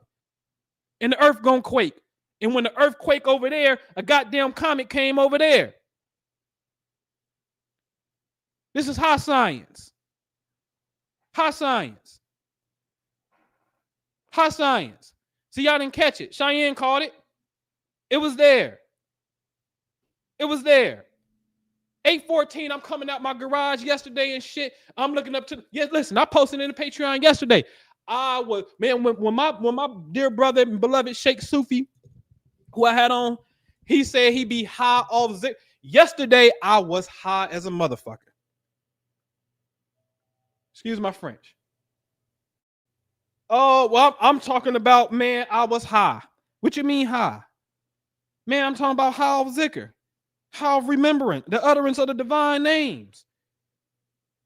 What? Man, I got a 4-part zikr that is crazy. And I do it amount of times we deal with a constant of light. These are universal principles. This is science that I'm dealing with. So I'm high. I'm talking about walking around. I'm bobbing. I done got chills coming through my body. Kundalini energies rising and shit. Man, I go outside and you know how you see you bend down and you come back up and you see all these blinking lights like you ain't lightheaded, but the blood and there's some real shit. See, when you bend down, you just got more blood into your brain, which now produces more oxygen, which now gives you more of an ability to sharpen your perception to see shit that you can't normally see. So now I'm seeing into the fucking elemental world, seeing all this shit. Man, I look up in the sky and there it is. I said, oh shit, alhamdulillah, you niggas back, because they used to roll with me heavy in my vegan days. Man, let me tell you something, man. And from 06 to 2010, I wasn't nothing to be fucked with. Don't know half as much what I know now, but 26 to 2010, that era right there, oh shit, nigga, I almost levitated. Like I started to lift up and I had to stop myself from lifting up and I start eating again. Because I was on a 5-day fast at that point. It was day 5, nothing but fucking chlorophyll water, and Queen Afua had just came out with this green drink stuff. And I went ahead and it took that. I was on nothing but chlorophyll water and that. And I started lifting up. I used to go outside and this shit will appear. Okay, here we go. Let's go ahead and show them, Noble. Let's show them that this ain't no brand new shit, man. This is something that's been documented. Let's show this story right here. He's the Las Vegas man who claims he can summon UFOs on command. Pretty wild. So we sent Action News reporter Mike Delastrito to get the real story. But what he found shocked everyone and could leave you wondering, are UFOs real? UFOs. That's right, and there is a Las Vegas guy making an extraordinary claim about extraterrestrials. So we sent Action News reporter Mike Delastrito to check it out. Mike? All right, guys, just listen up here. This guy says the Old Testament, written in Hebrew, taught him how to summon UFOs. All right, he says he can also do this on command, and he adds he's been doing it for 25 years, keeping all of it secret until now. These beings are here. They are here. They're just sitting right up there. We met up with Prophet Yahweh, seer of Yahweh, at Doolittle Park off Lake Mead. We picked the day, we picked the time, and we picked the location. Everyone's going to think you're absolutely nuts. Well, I thought I was absolutely nuts. Until he says he saw UFOs. Over the years, 1,500 of them. Can we make it 1,501 today? What do you think? I'll try it. He says the voice in his head told him to go public now. So we took him up on his offer, and we scanned the skies. Nothing but a few clouds. When the prophet started praying for a sighting, I wasn't exactly convinced. I pray, oh Yahweh, that you send a sighting so that they know that I am not mentally ill. I am not a false prophet, like those who seek to kill me say I am. I see something straight up. Oh, brother, look at it. There it is. You can barely see it, a white speck. Then another sighting. There it is. I got it. I got it. I got it. I got it. Photojournalist Jonathan Hawkins locks in on it. Let's take a closer look here. It's an orange sphere that appeared out of nowhere. I call the boss with an unexpected change in my story. I could see it clear as day. In fact, it's bright. I can't believe this. It's moving pretty fast. It's going to Nellis Air Force Base. It wants to be seen. We called Nellis to see what these things might be. Guess what? They didn't call us back.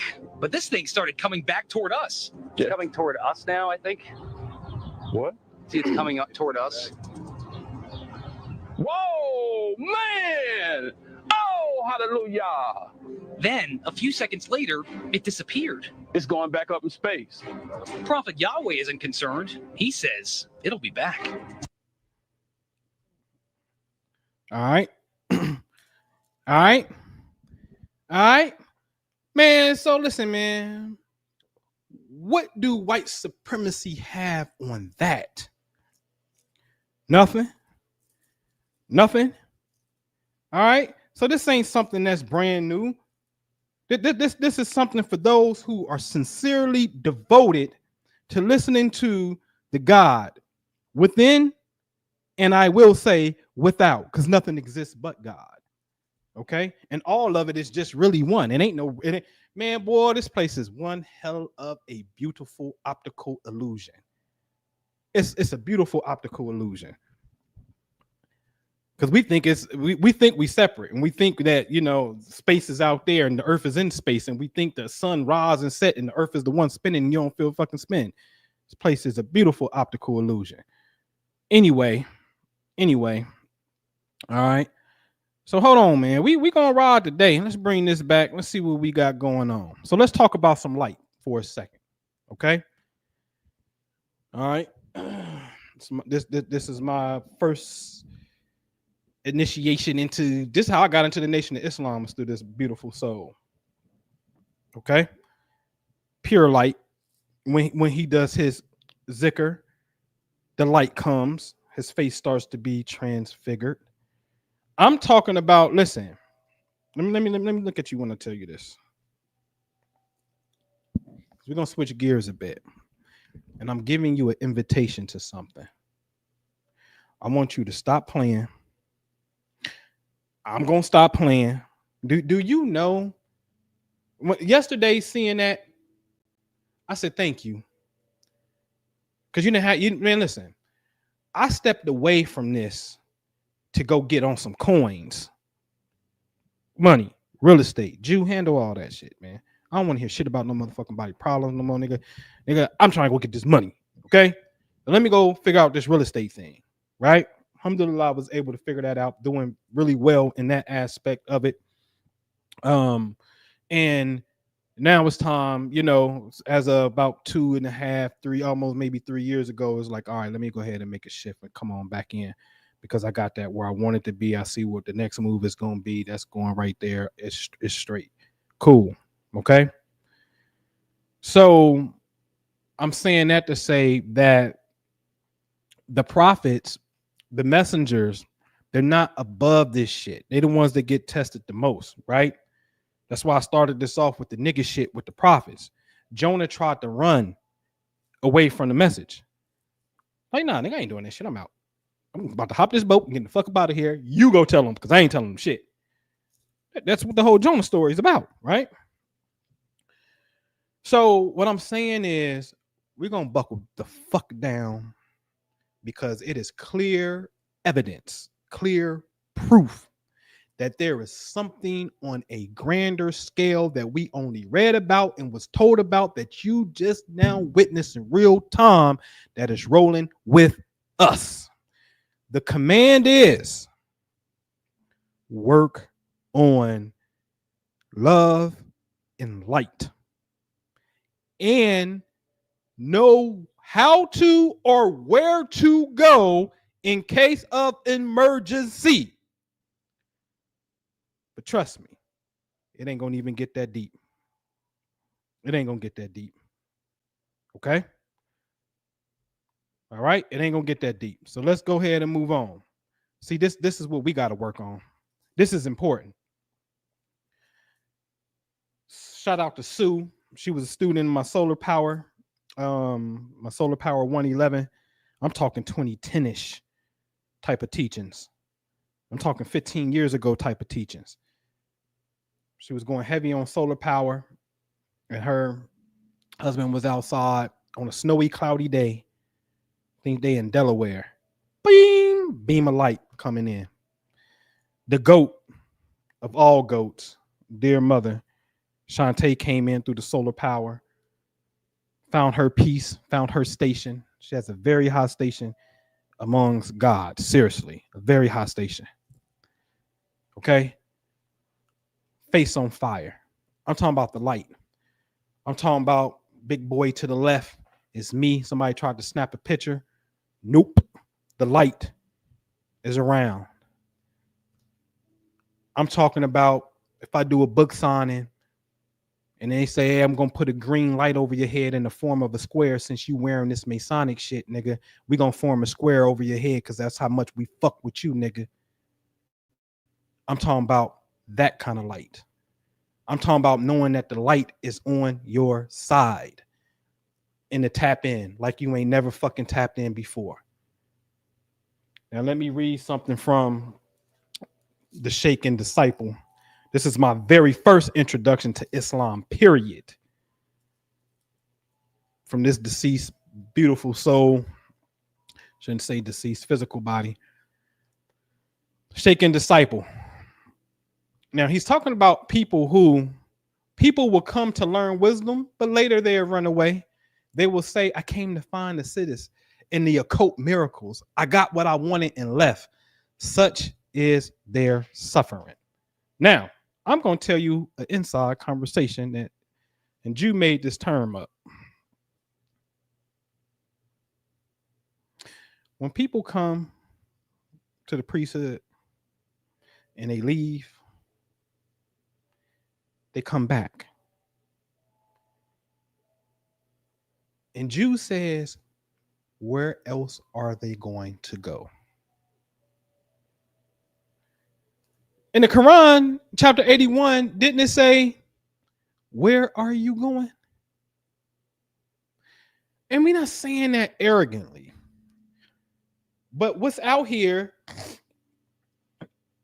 nothing's really teaching you the power of mind creating reality like the priesthood is hitting on that shit.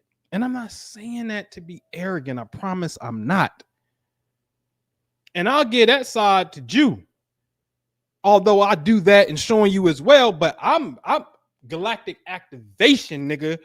Make a motherfucking starship show up on your side. Make the motherfucking earthquake when you say quake. Make lightning strike when you say strike, because I got that on the record too.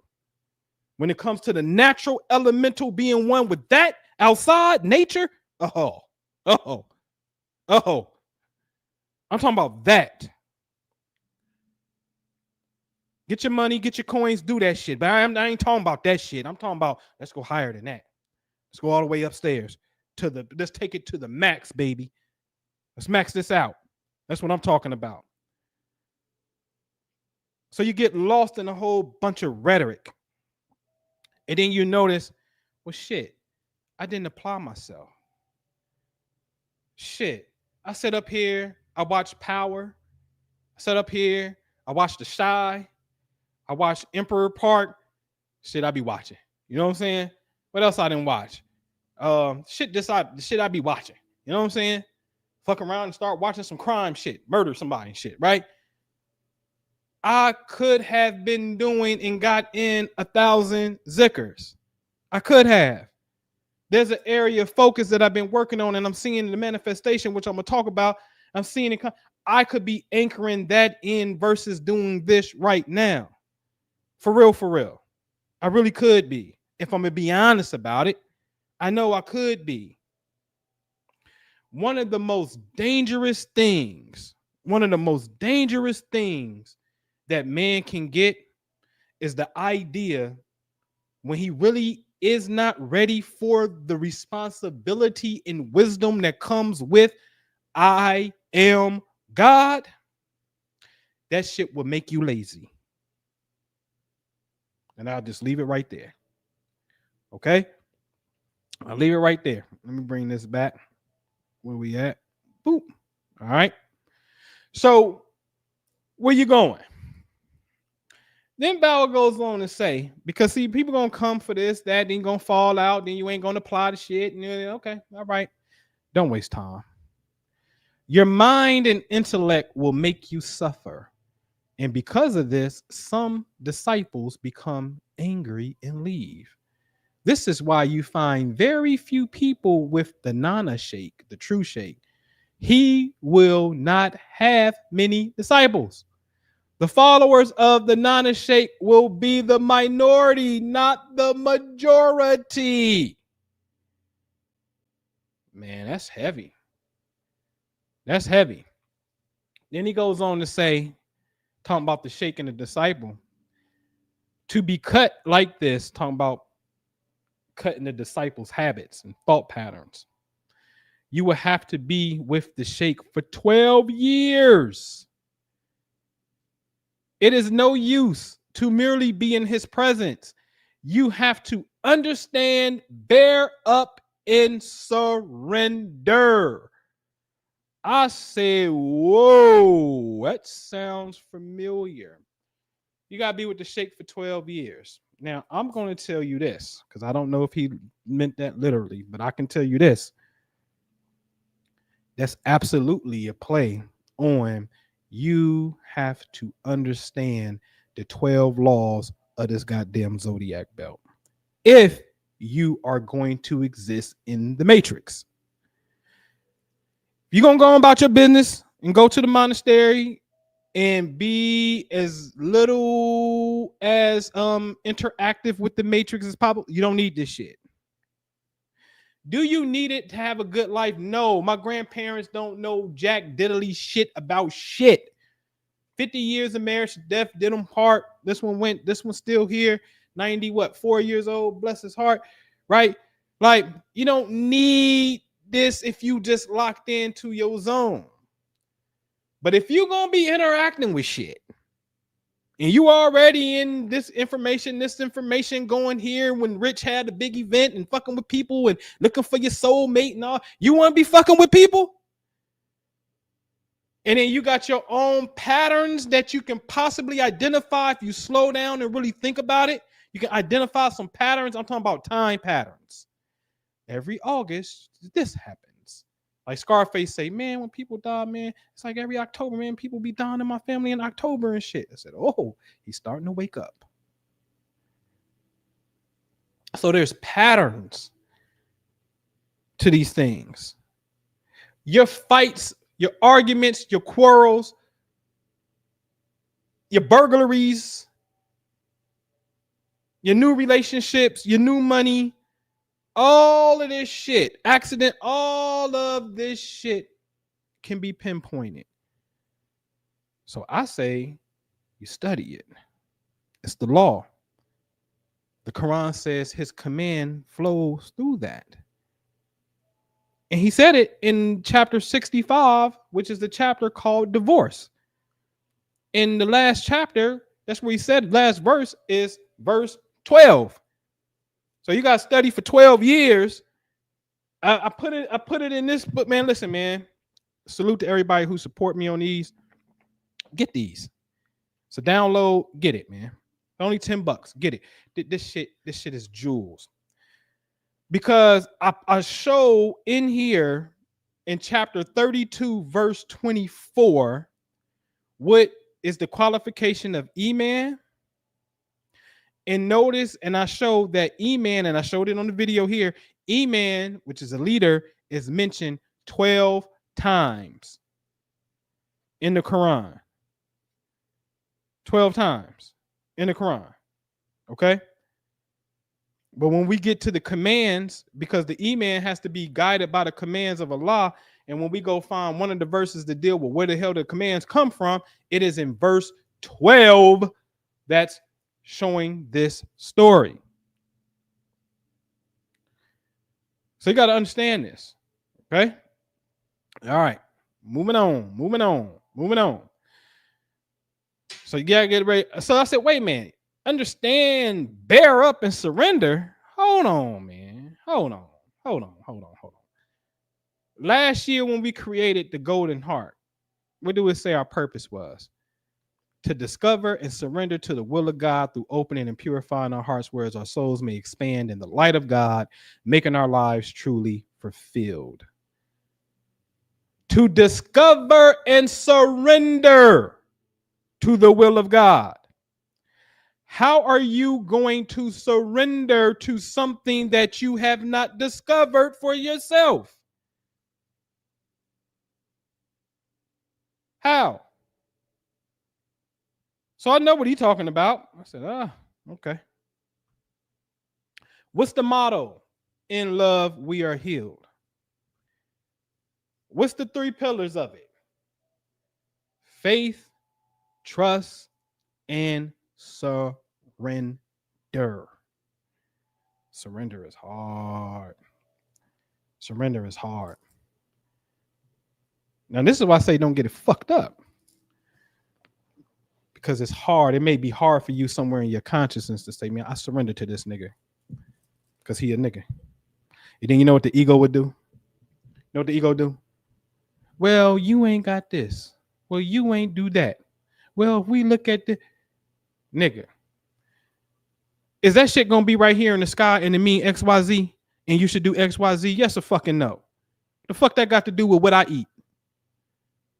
See, that's the ego's way of trying to discredit a person, to stop you from doing what you got to do. This person ain't living.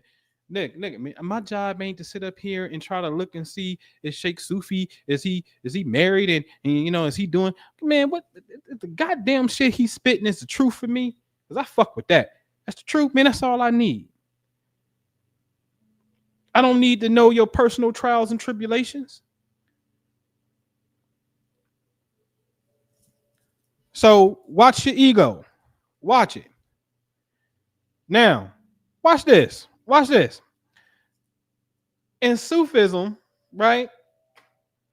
They say there's 4 stages to this game. Sharia, right? The Tariqah, the Hakikah, and the Marifa. That's what they say, right? Right? Now, the Sharia is just the basic laws. How to make wudu, clean your hands, purify yourself before you make prayer, keep your prayers, your zakat, your charity, things that it's the basic foundations of Islam. Okay. Now, which are beautiful things. Tariqah is the Sufi order. So the Sufi orders that tell you that, and I'm going to show you this, that they call tariqahs, right? Or somebody say tariqas, right? So that's the Sufi order. That's the esoteric order. Hakikah, hak means truth. That's the truth where you understand there's nothing but oneness. E-class. Ku Allahu Ahad, Allahu Samad, Lam Yalid wa Lam Yalad. Yes? Wa Lam Yakun Lahu Kufuwan Ahad. Nothing exists but the one, Ahad. Nothing exists. You come to this truth, but it's not an intellectual truth per se. Marifa is experience with God. Oh. Such as quake earth, such as show up, wheel of light, on the Egyptian New Year that you put on the calendar to let people know this is the real time. Show up. Shows up. Experience with God. Okay? So in these, which are really the four elements, but that's another conversation. That's for the class. That's an inner class. So let me show you something. What's going on here? Yes? Because the Tariqah, they say, is a Sufi order. But that's a surah in the Quran, chapter 86, by the heaven in Al-Tariq. Tariqah, you just saw it. Tariqah number 2, Tariq, comes from the Quran, Tariq, which is the night comer, i.e. what? The bright star. And what make you know what Al-Tariq is? It is the star of piercing brightness. It is a star. What star? I told you it's Sirius. Chapter 86, Sirius is 8.6 light years away, and just so happens to be the numerical value of the Hebrew word Elohim, which is Allahim. Yeah. So, ladies and gentlemen, the Tariqah, or the Sufi order, is technically named after the location of Sirius, 8.6 light years away. So they would tell you that Tariq, as a root word, Tarakaf, TRQ, means path. Like the Tao means the path in China. Tao. Yes. Ping Hong Tao. Yes. Fixed gateway of heavenly balance. Way. Tao is the way, the path. Tariq is the path. Okay, if Tariq is the path to what? The path of Allah? Cool.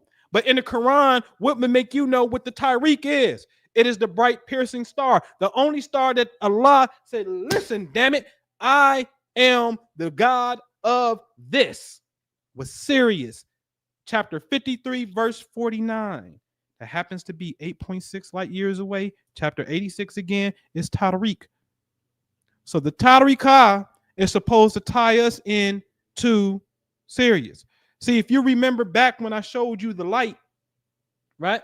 When I showed you the wheel in the sky, was it not to the right of the sun? Talk to him. Wait, why is that important, Noble? Listen, if you saw the sun, fuck this, man. We're gonna go through this. We're gonna go through this. Where's it at? Here it is right here. Bring it to the stage. Let me remove this. Look at the picture on the left. You see the sun is in the left corner. That's where the sun was. So now what I got in darkness is to the right of the sun. Yes? Okay. So if the sun is in Leo, what would be to the right of Leo? Cancer, the sign that precedes it. Okay, what's in the constellation in alignment with Cancer? Sirius. So you mean to tell me, because remember I showed you on the visualization that I gave to the Patreon, Sirius is to the right. The sun rises in the morning, look to the right on the southern portion of the sky, Sirius is going to be right there. So as my day progresses and I come outside and look and behold, and it's over me, it's in the same location where Sirius is. Al-Tariq. What would make you know what Al-Tariq is? That's the path. The Tariqah is supposed to tie you into that, to the throne. That's the throne. I proved that already. Okay? Moving on. It's a universal thing. And I'm not telling you to swirl. Yesterday, I swirled, though. I was so high yesterday, boy. Listen. And that was before it came down and showed itself. I see why I can't, I had to get my vibration up. There's work to do. I'm telling you, it's work to do, man. You just don't get it. Like, man, you gotta get your vibration up. The prophet, peace be upon him, man, he got the revelation so much because he lived in a state of perpetual, and I mean perpetual, gratitude and servitude of being praiseworthy. A woman throwing trash on his head, throwing trash on his property for years, all of a sudden stop throwing trash, and he go check on the woman, and she like, oh, I've been sick for a couple of days. You're like, oh yeah, I'm checking on you, ain't throw no trash on me. And she like, what the hell is wrong with you? Nigga, you must be a prophet for real. Yeah. Praiseworthy. You have to get, which is gratitude. So dig it. And this is in the Quran. In the Quran, it describes the human soul in 3 stages. Nafs al-Madara, which is the self that incites to evil. You hear that? Incites to evil. Nafs al-Lawama, the self-reproaching soul. You know the difference between right and wrong? Nafs al-Mutamaina, the soul at peace. These stages represent a journey of spiritual development and purification. Number 1, the soul that commands to evil. This is the lower stage of the soul, characterized by strong desires and inclination towards evil and worldly temptations.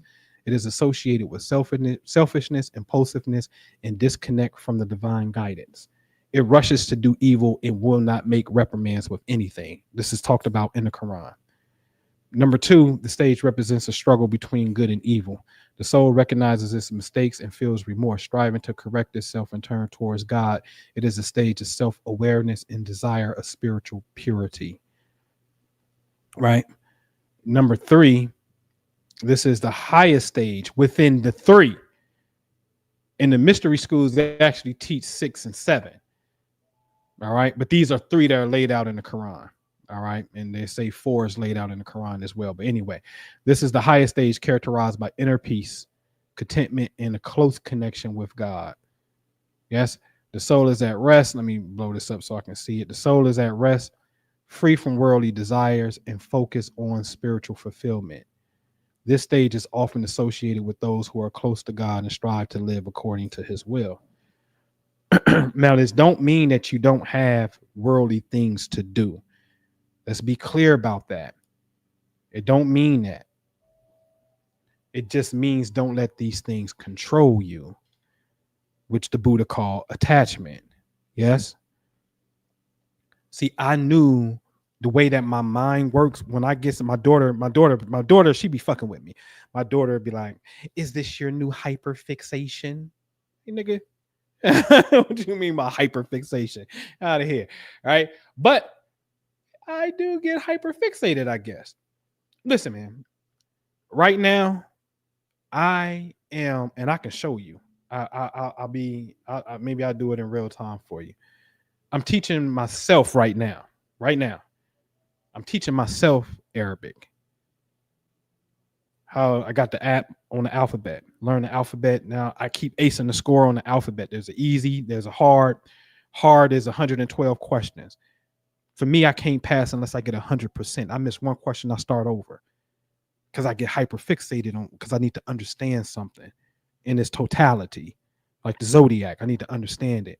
Saying that to say, when it was time for me to go into an aspect of real estate for myself, I can't focus and serve 2 masters at the same time. So I willingly, voluntarily got with the big fella. Give me a minute. Hold on. Let me set some things up. And now it's ball game. So now you got that? You got that? All right, because now you got to come back to this stage, right? So it don't mean that you can't have things, right? I know what it's like, wallahi. I know what it's like to have $1 million in net worth. sell every fucking thing and have $1 million, nigga. You did it. You made 7 figures, nigga. I don't feel like shit. It don't. You know why? Because I got to figure out what I got to do with it again, especially if I want to maintain not going to punch a clock for somebody, maintain my freedom. So now I have to figure out something. So let me talk a little bit of real estate game. Just a little small piece of this puzzle right here, right? Because money is an important part of the pie, which I'm going to show y'all in a minute, as it pertains to universal law. As wealthy people know this, I saw Anton Daniels, and I knew it before him because I was studying Grant Cardone years ago when I made, and some of y'all are here with me. When I had the Prosperity Investment Group, you like, right, the Family Wealth Club, that shit is like 20, what? When is that shit? That shit is like 2016, 2017. You know what I'm saying? When I started that, right? So no house, no nothing, to getting over $1 million in a portfolio and value type of vibe, right? Then learning real estate and doing 6 figures in that, right? So that was all from the muscle. So I'm saying that to say that Anton Daniels saw, and I saw my man Aristotle say it. Anton said if he had $1 million, his goal is to spend 930,000 of it and invest it, you know, his business invested, because he don't want to pay taxes on fucking $1 million. You imagine 40% on $1 million, that's $400,000 that's gone. But if you only got $70,000 left, you're gonna now fall in like a 12% tax bracket and pay 12% on 70,000 because you put the remaining 930 to fucking work. Aristotle was saying, hey nigga, I had like a couple million in my bank account and I was fucking with a dude who got 50 million in portfolio value, and he like, dude, what are you doing with so much money? I got way more. I'm worth more than you. You got too much money that you sitting on, bro. You should only have 10% of that shit in cash. I said, well, shit, I've been knew that. I played the game correctly. I may not have it in cash, but net worth is there. Why is that important? I remember a person asked me, well, if you ain't got no money right now, you need the money right now. What good is the net worth? What? Do you know I can take the net worth and go to the bank with the net worth and say, listen, I got a cash flowing asset right now that I paid for. It's free and clear, right? That brings in this much money every month. They'll look at this shit and say, well, hold on. I'll give you 80% of the value. I ain't going to buy it from you, but I'll give you 80% of the value and just pay me over 30 years. It's called a cash out refi, and let's do some business together. I'll give you your equity out. Simple math. If the house is worth 200, 80%, we'll give you 160, nigga. We'll give you 160 in cash, but every month you're going to pay us $800. Now, if the house rent for $1,200, that means I'm only going to pocket $4. But I just pulled out 160 in equity so I can go do something else. So now it minimizes my cash flow, but I got the equity to go play the game again. And that's why I said real estate was the only thing that's giving you a loan on some shit that you already own free and clear, that allow you to get the equity out so you can buy something else free and clear, and you just keep repeating the process. It's known as the Burr method. So I had to go learn that stuff. So I can't serve 2 masters at the same time. You understand what I'm saying? So anyway, saying all that to say, the real estate people, we stay cash poor because it's asset heavy. And then you leverage the asset heavy and say, all right, let me refi, get the cash. And then it's just a cycle. That's all it is. Anyway. All right. So getting into these stations, this is very important, man, because there's nothing. I asked my son on the way while I dropped him off to go to work today. I said, what was your soul before you were born? He said, I don't know. I was somebody else. I said, there's science to validate that, young grasshopper, right? So the evolution of the soul, to me, is the most important conversation that we can have. And I bang on white supremacy because it damages the soul. It does not help the soul evolve. I've shown a case study with the University of Elmhurst. I always say it. Traumatic memories damages the hippocampus. The hippocampus is responsible for memory formation. There's a certain memory called declarative memories, also known as explicit memories, that says George Washington was the first president. So that means if you relive trauma that you didn't experience in real life or that you did experience in real life, your brain will augment the facts and start lying. Let me say that again. When introduced to trauma, whether it happened to you for real, or you reenacting it, your brain becomes damaged and start telling you lies and will totally distort historical facts and say Abraham Lincoln did not free the slaves. You think Lincoln freed the slaves, nigga? He ain't freed the slave. Nigga, you lying. But you can be so traumatized from your white supremacy narrative, so much so that your brain has augmented the facts. And here's the kicker. You don't even know this shit and you believe that shit to be the truth. In real life, you really believe that shit because that's a fact in your reality because you done created this shit. That's what white supremacy does to you. It'll eat away at you like a cancer, especially males. White supremacy would destroy your prostate because you ain't got no nuts walking around calling another fucking man supreme. The fuck wrong with you? Calling another man supreme, but got the nerve to say you believe in goddamn supreme ancestors and the supreme being named God and call yourself Allah, but always talking about a white devil that you say in your history books that you created. I don't get it. So you really don't understand the shit that you got. Anyway, so the evolution of the soul is very, very, very, very, very important. It's the most important thing that we can talk about. So let me show you something in the Quran. I can't say the term. I be wanting to throw up. Wow, that shit is so, that shit is nasty. So this is Surah Al-Falaq called Daybreak. Yes? With Jamie at? I saw Jamie in here. Jamie, come on and spit Al-Falaq for him. Bust it down for him. I got to hear Jamie pray, right? So in the name of Allah, the most merciful, the compassionate, say I seek refuge with the Lord of the rising day from the evil of all that he created. Ooh-hoo. Ooh-hoo. That's a bar. From the evil of the night's darkness when it spreads about. From the evil of the women who blow on knots. Now, I didn't see women in the word for word translation. And from the evil of the envier when he envies. Yes. Jamie says she got it. So akul audubu rabil falak min shattery makalik wa min shattery guasadin ida wakab wa min shattering. Here go the big word.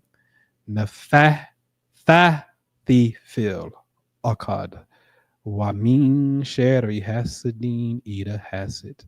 One of the most beautiful prayers that you can hear. You are destroying negative energy in witchcraft, the evil eye, but you're doing it when? At daybreak. Bring them to science, Anpu. This is what daybreak looks like. Yes, this is daybreak. This is not Fajr when it's dark out. This is daybreak. Okay. Now, what do I know astrologically? Right now, we are in Leo season. Yes. Go to the left. Leo's on the east. Yes. Okay. The south, we're going to have Gemini Taurus. Yes. So the east is the worshipful master who brings in the light. The south is the beauty of the day, the junior warden.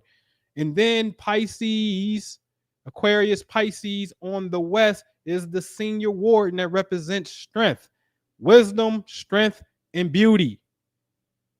Are the Masonic principles in the lodge dealing with light within the first 3 degrees.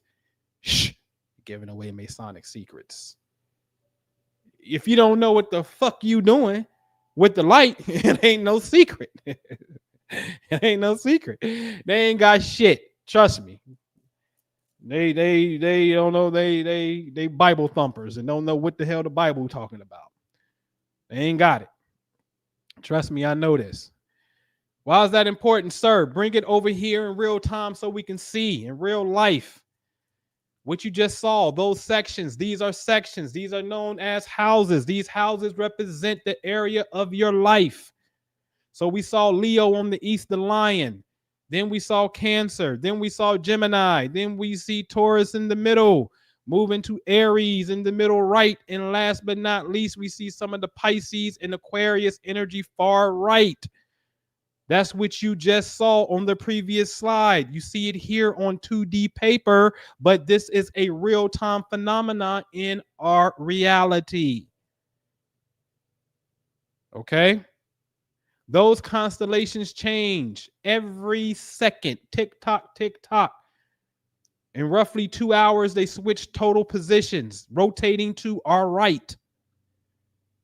Okay? This is why the timing of events is important. Also, since the timing of events is important, that means the region of space, the constellation changes against the fixed area of space. Yes, what Leo is don't change, but Leo's going to move, and then Virgo's going to come up. And then Leo will occupy Cancer. Cancer occupy Gemini, and so forth. Everything from our viewpoint is rotating to the right when it deals with the rotation of the constellations. But east is east. It doesn't move. Okay? So what did the Quran say? Excuse me. So I swear by the retreating stars. No, it didn't. It said by the retreating planets. You better ask yourself, what is the Quran trying to tell you? Again, chapter 81 is called overthrowing. Overthrowing the obstacles in our lives. So I swear by the retreating planets. Al-Kanasi. And one of my favorite verses. And in the heaven is your provision in whatever you are promised. Yeah. Indeed, Allah will not change the condition of a people until they change what is in themselves. So you got to make a change in order to get help. But the help is already given to you because it's right here. It's in the heaven, in whatever you are promised. Now, let's talk about it. This is what you got to understand. Excuse me. House number 1, self-appearance, beginnings, the bodies, first impressions, attitude, identity, approach of life. This is known as your rising sign. It's the first house in your chart. Now, the planets look like they was going the other way. The signs was going the other way, and they were, but we just going to follow the numerical order of the houses. House number 2 is your moolah, baby. Money, work, income, daily routines, values, material possessions, priority, habits, your job, work ethic. I would dare say daily routines is also a number 6. But anyway, number 3, the Gemini house. The mind, thinking, communication, siblings. It's your brothers and sisters, social activities, interests, neighbors. I'll never forget, man. I never forget, man. God bless the dead, man. My homegirl Keisha got a reading from me one year, and Mars was in her 3rd house, the house of siblings. And I'd be like, come on, Keisha, man. Like, come on, man. You got them, girl, you psychic to it. You don't need this shit. And I failed. I failed because I didn't step into the role of divinity. I said, I got a rule that I don't teach psychics this science, because you'll start using this as a handicap and lose your psychic ability. And I don't want you to do that, because if you understand the order of the heavens, astrology is number 11 in the psychic transcendental consciousness aspect. When you communicate with God directly, is house number 12. It's the graduation point. So I'll be very careful on doing that. I got to assess your temperament. If I pick up on it and see and you got these markers that I know you're supposed to be, I won't teach it to you. Right? You're supposed to be teaching me some shit. But you know what I'm saying? So anyway, she had Mars in the 3rd. which means a sibling. As y'all see, house number 3 say sibling. And her brother went to a club and some shit broke out. Motherfucker came behind him and shot him in the head and killed him. I saw that. Of course I see it, hindsight 2020, but I was frustrated when I was like, I felt like I was being forced to give her the reading and shit. Like, come on, Keish, man. I'm just kind of blowing her off and shit. You know what I'm saying? Fuck me up though, man. For real, for real. Anyway, house number 4 is your home, your family. All right. Self-care, emotions, foundations. House number 5 is the fun house, romance, love, creativity, gambling, winning money on the lottery is the 5th house type of vibes and whatnot. 6th house, Virgo house is your health, your fitness, your systems, analytical wisdom, small pets, especially your work habits, organization. It's also charity. The 7th house is the marriage contracts. This is when the relationship becomes for real and contractual on paper. But notice house number 5 is the romance, and that's the fun stage. If you know how to marry those two, it could really be good. But oftentimes 7, you lose 5 when you go to 7. And when you go to 8, and 7 is just the details. It's just a contractual agreement. 8 is really the details of the union, which is sex and intimacy and shared finances and inheritance, taxes, loans, assets, property, joint ventures, right? Your partner and resources. 8 and 5 do not get along. Scorpio and Leo don't click. So that, and this shit is law. So that the blend that shit right there is a problem. So you absolutely need to make sure that y'all on the same page and see shit the same way. So it won't be a problem, because when this shit comes into play, it says it creates a problem if you know what you're looking at. I'm telling you, 5 and 8 don't click. The evens and odds don't click. Evens and evens go together. Odds and odds go together. Just make it simple. Number 9 is the Sag house, the philosophy house, the higher education, going back to school, the law, religion, cross-cultural relations, studying foreign things, right? So that's what that is. The 10th is career, goals, structure, reputation, public image, men, fathers, expert, fame, which obviously reputation.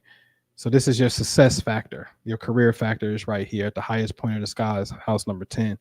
Number 11 is the Aquarian house, groups, friends, social awareness, humanitarian, technology, hopes, wishes, live in the future, groups of people, revolution, change, social media, all that kind of stuff is the 11th house. So I got Jupiter in the 11th, which means my friends, Jupiter is luck, expansion, higher education, right? Knowledge, you know what I'm saying? Big things, you know what I'm saying? And so my friends should be doing, my friends in my circle should be about the expansion of consciousness and doing well. And for me, I got Jupiter in Taurus, which is represent money. So my friends should have money. You see what I'm saying? Or something I can do with a group of people where we all can get money. You feel me?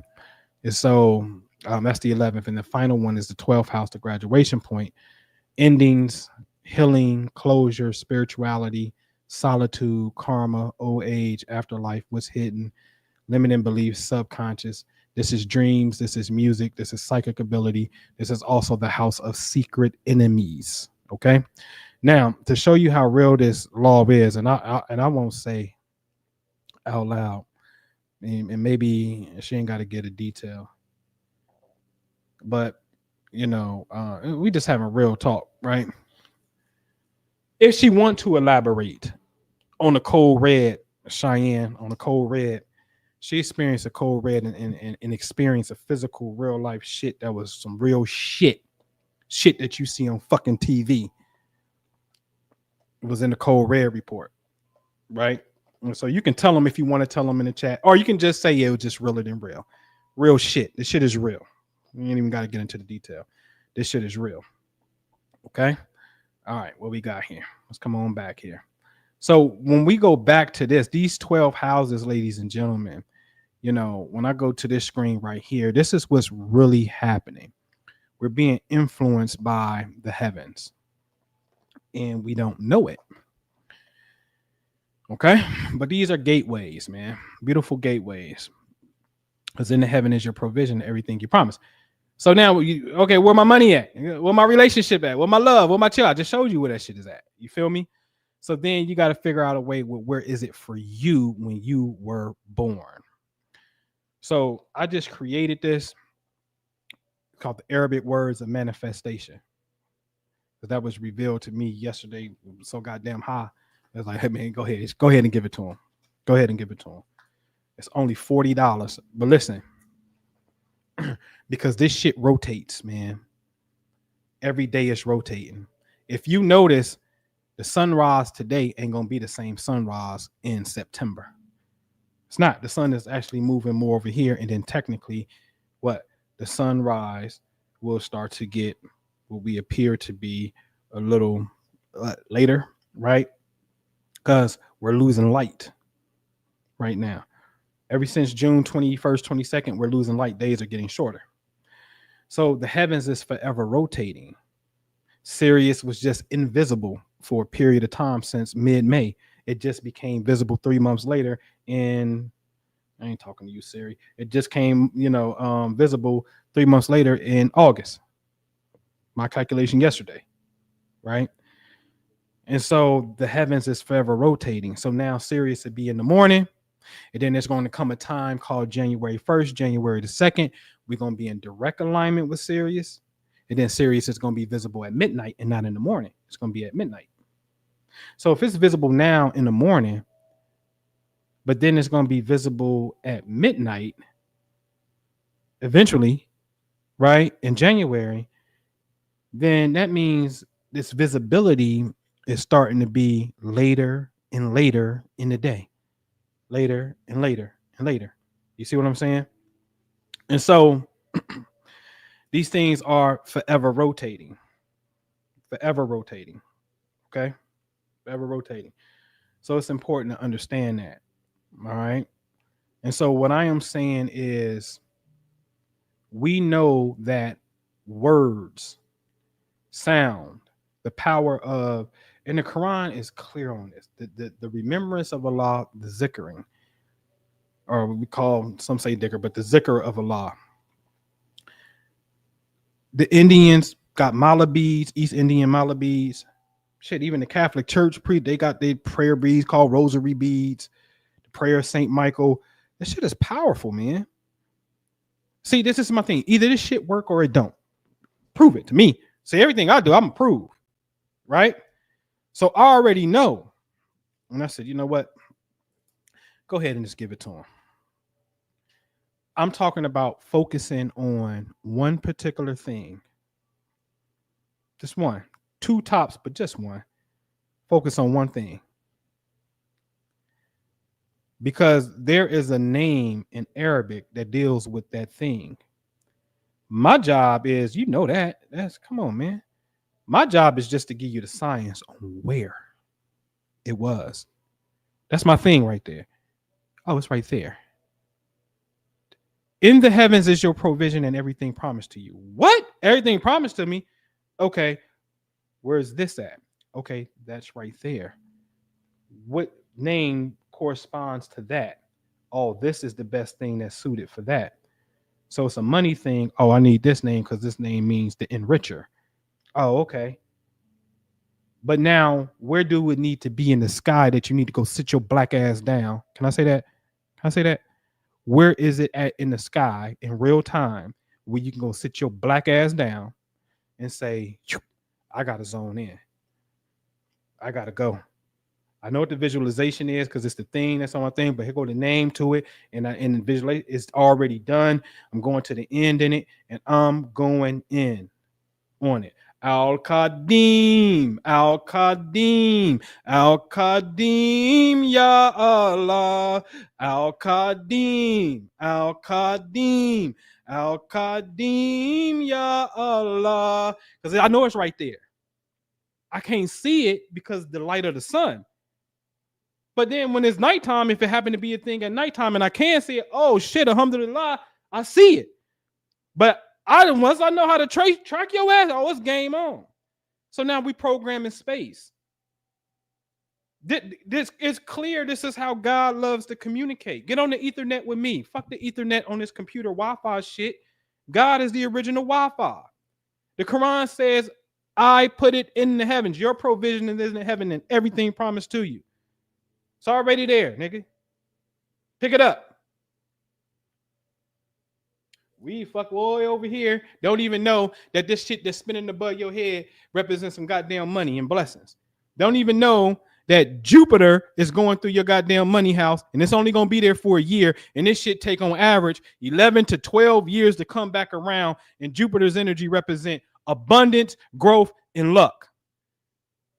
This is your luckiest time of goddamn year for a whole year that you're going to get this. And you got to wait 12 more years to get this goddamn alignment. Don't mean that you won't be successful. Don't mean that. I'm not saying that. I'm just saying, when do we come into the knowing and purposely program our lives in accordance with the law? Because I showed you that the Tariqah, what is supposed to be the path, the Tao, takes you to the throne, the source, the cosmic orbits of this thing. Yes? Yes? So if you get a monthly report already on the astral side, meaning you in the money moon, you already got some shit. Salute to the money moon people. You already got some shit. In fact, it's only two slots opened up on the money moon, right? You better jump on that shit. You got some shit. You're supposed to be focused. Every month the moon comes to your goddamn money house. What are you doing? Right? Gotta get focused, right? If you get the regular astro report, man, listen, and you're in the golden heart, just ask. But it is a little time consuming. Okay, it is a little because I got to size it up real quick. I'm like, all right, this is boom, boom, boom, boom, boom, boom. And listen, I don't need your birthday to do it. It depends. I really don't. I'm talking about where's this shit at above your head right now in the timeline you need to fucking focus on as it pertains to the thing that you want. I'm talking about you taking the time out and saying, yo, listen, if I go get that zikr bead set, there is 1,000 beads on that set. The Sufi masters I'm with, they start in at 12,000 zikrs a night. Your little punk ass 108 beads, what is that gonna do? You ain't even have, man, listen, I read stories when they say, man, listen, you come to a Sufi circle, if you ain't been here for 6 hours, you might as well not even come. God damn, nigga, 6 hours? Ya Allah, ya Allah. Man, I'm gonna lose my motherfucking mind. I go some shit like that for 6 hours. But you want to talk about energetic and frequency and resonance, what resonance really mean? Even what frequency really mean. We be thinking frequency mean level. You ain't on my level. Man, frequency is it talks about the number of repetitions of a thing. Got nothing to do with level. It's the repetition of the thing. That's the important part. So I understand that we in the West, we got work and we got things that we do. So this is on a light day. On a light day, got to keep it light because I'm in the matrix. But that one day that I may not be in the matrix, I got to go break out the big guns and I got to get busy. You understand what I'm saying? And listen, and y'all heard it firsthand, man. So I'm gonna keep on saying it because I think y'all got to understand this. 2 weeks ago, was it when Sheikh Sufi Bob was on here? Certified Sufi traveler, certified Sheikh. What did he say? Bro, you be saying some shit that you shouldn't be saying in public. I've always get told this, but I'm telling you, I'm an Aquarius. I'm gonna do shit my way any goddamn way. I'm gonna go against the grain. But why am I going against the grain? For what? I'm saying for $40. For $40. Just show some goddamn discipline and do your shit and do your shit so well that it works. Because most importantly, what I would like to see before I leave here is somebody came across you and said, damn, Cheyenne, Damn, Nagar, damn, Sean, damn, Nikki, damn, Jamie. I saw this testimonial. I saw you said you did XYZ by doing it. That I believe in that shit, man. That had me go, that made my day, that made me go pray. That made my life become easier. You was a beacon of light. You just helped somebody. It goes back to the each one teach one. You just inspired somebody. That's big for me. Lord knows, gotta pray for these lost souls. Yes?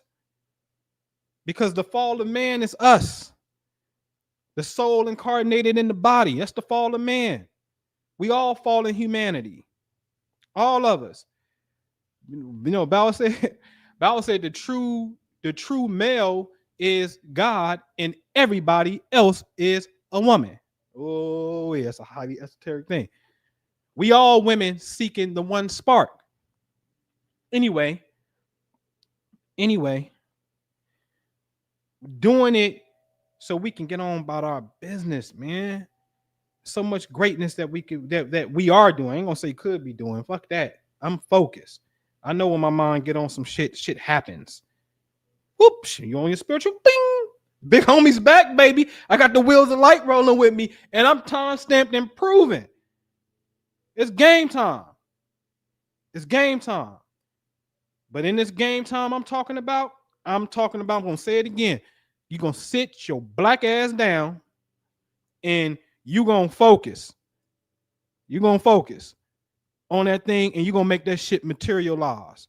Right? There's a saying in the Quran that says, what is that? Kun fayakun. Allah says be and it becomes. It says to a thing, yo, be, nigga. Be. Man, you better go look at me. I need this in my back. Kun fire, whatever you need to do. Love. Wadu. Until I got a 4-set prayer, I'm telling you, man, that it break you down. In a good way. In a good way. So check it out on the Patreon and whatnot. That's if you want to come over as a newbie on that. I do got to make it an individual product, which I'm gonna do in a second. But it's right now it's a monthly thing for somebody who want to be in on a monthly, and then I'm gonna make it an individual product as well, where I can just leave it alone. So it's cool. I'll make it an individual product. You know what I mean? That way you could just go ahead and purchase it as well, and it don't hit your account every month for those who want to do that, right? All right, because again, I gotta size up where you at. Like where you at? Because your rotation where you at is different from my rotation where I'm at. Right? So the sun don't rise if you're on the West Coast, and I say sunrise on the East Coast, it's still dark over there. You gotta wait. Yours is coming after mine. Okay? So that's how that flows. Okay? So let's get it. Let's make it happen. Love to see you over there and whatnot. Let's continue to do unprecedented things and continue to step into the superpowers and superhero. Goddamn, we the goddamn galactic Avengers over here. I don't want to hear no goddamn white supremacy. And be on the lookout Tuesday. Guess who I'm interviewing Tuesday? Brother Rich. Let's flip the tables on him. Hey, nigga, you can come over here and let the priesthood. I'm bringing you in on it as well. You gonna let the priesthood interview you? Like, oh yeah, bet. Come on, man. Tuesday, let's do it. Cool. So we're going to interview Brother Rich. I'm waiting for him to send a picture Tuesday at 9:00. He'll be right here on this channel, on Jew's channel as well. So just be on the lookout with your notifications on. But yeah, man, subscribe, click the button, all that good stuff. And, I really would love to see you in the Golden Heart, man. Where we in our own, which is the Sunday class. Right now we in the Circle 7 Quran, which is super dope. But within that, man, there's a practice that I gave that you're supposed to do for a whole year dealing with the sun. That's what it was. I wanted to show y'all Adiyat, right? So let me show that to you real fast. I'm glad I said sun, because see that sunlight is a very important, it's a very important thing. So let me share my screen. Come here. Boom. And let me go to Surah. Where's Adi at? 100. Wal Adiyati Dabahe. Fal Muriyati Kadahe. Famurirati Subahe. See, by the racers panting and the producer of sparks striking. In the charges at what? Dawn. Wait a minute, hold on. So they say, well, this surah was revealed when the prophet was fighting against his enemies on horses. So this is talking about, they're running away. Yeah. And the charges, what? The producer of sparks striking in the chargers at dawn. Okay. I showed you earlier that phallic, the timeline in that prayer clearly says protection from the evil of the witchcraft, and that's daybreak. And now in this chapter, you talking about some type of striking sparks coming in at dawn? What? Man, I'm telling you, the Quran is on a whole. I don't see how you couldn't be a mystic when you got the Quran. It's almost an impossibility. That baffles me. Right? And that's as of right now, that's my favorite surah too. As of right now, I love that surah. Man, that surah is the bomb. Man, that surah. Man, if you listen to the Quran, that's what I'm saying. These Arabic words, I'm telling you, they are. When you look at Arabic, right? It looks like waves. It's frequencies, man. All of the Arabic, see, the Hebrew is block letters, which is instructions of light. Arabic is an acoustic thing. It's a sound wave frequency. I'm telling you, you can manipulate matter with the sound of Arabic. A sound wave will the car with the bumble, the car with the slap, boom, boom, boom. And then it sets off the car alarms of the cars that's parked because of the sound wave travel and vibration penetrated it. So this space-time ether that's around us, that's what we're vibrating. That's what we're communicating with. That's what opens up the portals is the sound. In the beginning was the word. Because sound travels at a different frequency, much denser than light, i.e. thought. So in this reality, sound is very important. Okay? So the Arabic, man, is a game changer. I'm telling you, it's a game changer. I'm telling you. So I would love to see you, man, to really come in on that side and jump into this Sunday flow with us. Because it's practices that we doing that, for a whole year. When you can catch that sun coming in the morning, there's something you're supposed to be doing with your heart. And starting next week, I'm putting a whole Patreon on the galactic schedule.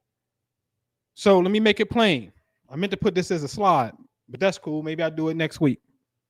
What's next week date? 22nd? I'm going to do it next week, but I'll tell you now. Virgo rules the intestines. Every time I would get a colonics, the times that I have one, I go in Virgo season. One of them already feeling some type of way that I got to get goddamn colonics done if that's a man, if you know what I'm talking about, right? But I go when the sun is in the sign that corresponds to the bodily organ. Hello? This is cosmic timekeeping. We're one and the same. Why would I go when the square, I'm in Gemini season? And it don't mean that nothing's gonna happen to you per se, but I don't want to be out of rhythm. I'm a fan of that shit. I don't want to be out of rhythm. Because when the bullshit happen, you be out of rhythm. Every single time when the bullshit happen, you goddamn it's right there. So if I know this, then no, I play by this, right? It's like the Farmer's Almanac. Same thing, right? So Virgo season come next month. The whole Patreon, for 30 days, you have to be focused on that digestive tract to the best of your ability. Now, I'm not no doctor, I'm not no herbalist, I'm not giving you no medical advice on none of this shit, right? Go seek your doctor, all the appropriate stuff you need to go seek, right? All I'm saying is, wouldn't it make sense to enhance that region of the body? And then we move to the kidneys in the next season. Yes, we're talking about cosmic activation. What Bawa Mahayadeen said, it takes you 12 years to do with the Sheikh. You can really get it in one dedicated year of practice. But you got to be dedicated like a motherfucker. You lock in with me for a year, lock in. And I got to give her damn props, man. Y'all always hear me anytime about Michael, man. Because Michael had decided this, you know what? I'm fucking zone in like I ain't never zoned in my life. You say wake up at 5 o'clock in the morning, goddamn, I'm gonna wake up at 5 o'clock in the morning. But then when her money moon comes, she always fucking winning. It may be time I didn't even fucking wake up and Michael ain't woke up, right? I'm talking about level of discipline to this shit, right? So when this stuff is in alignment, man, wouldn't it behoove us just to be on par and really going in? Like clockwork. So in Kriya Yoga, it's interesting because they got an initiation this weekend. I'm thinking about going to get reacclimated in my Kriya 1. The 7 chakras in the body.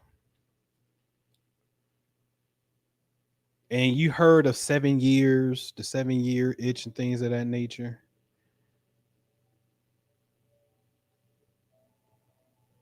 There's a meditation that you can do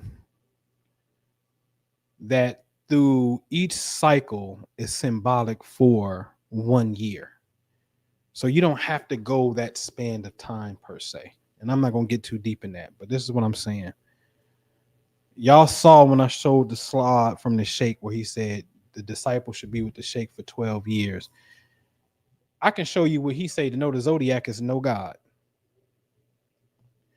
But I can also tell you where he shows you within that zodiac, you see animal qualities in one human. It's actually 2 humans. Virgo and Aquarius are the only 2 humans. Everybody else is animal qualities. And Sagittarius is a half man, half horse. So that's not a full human. And everybody else is animals, right? But he talks about how these represent the signs are in you. And it's talking about the openings of the body. The eyes, the ears, the nose, the nostrils, the mouth, the sexual holes, and the one that was sealed, the navel, the butthole, all that. And these represent the planets. What I am telling you is what you spend 1 year doing for 12 years, you can condense that down to 1 month when the sun is in front of that sign within a strict disciplined solar practice that will activate your cosmic light body. I'm gonna show you better than I can tell you. You know, if I say I'm gonna do it, I'm gonna do it. If I say I'll get back to it, I'll let you know I'll get back to it. I'll put it on hold. As of right now, the instruction is everything that I have told you today. Okay? All right. All right. All right.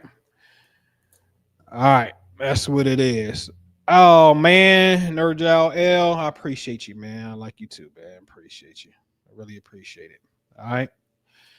All right. I'm out of here. Y'all know how to get me on the Patreon, man. I'll see y'all on the next khutbah. I will give you a prayer to get up out of here. Let me set an outro video real quick. We're going to hit them with the Ayatul Kursi, one of my favorites. This was the first prayer that I learned, one of the longest ones. All right. So we do the Ayatul Kursi, man, and I'll see y'all later.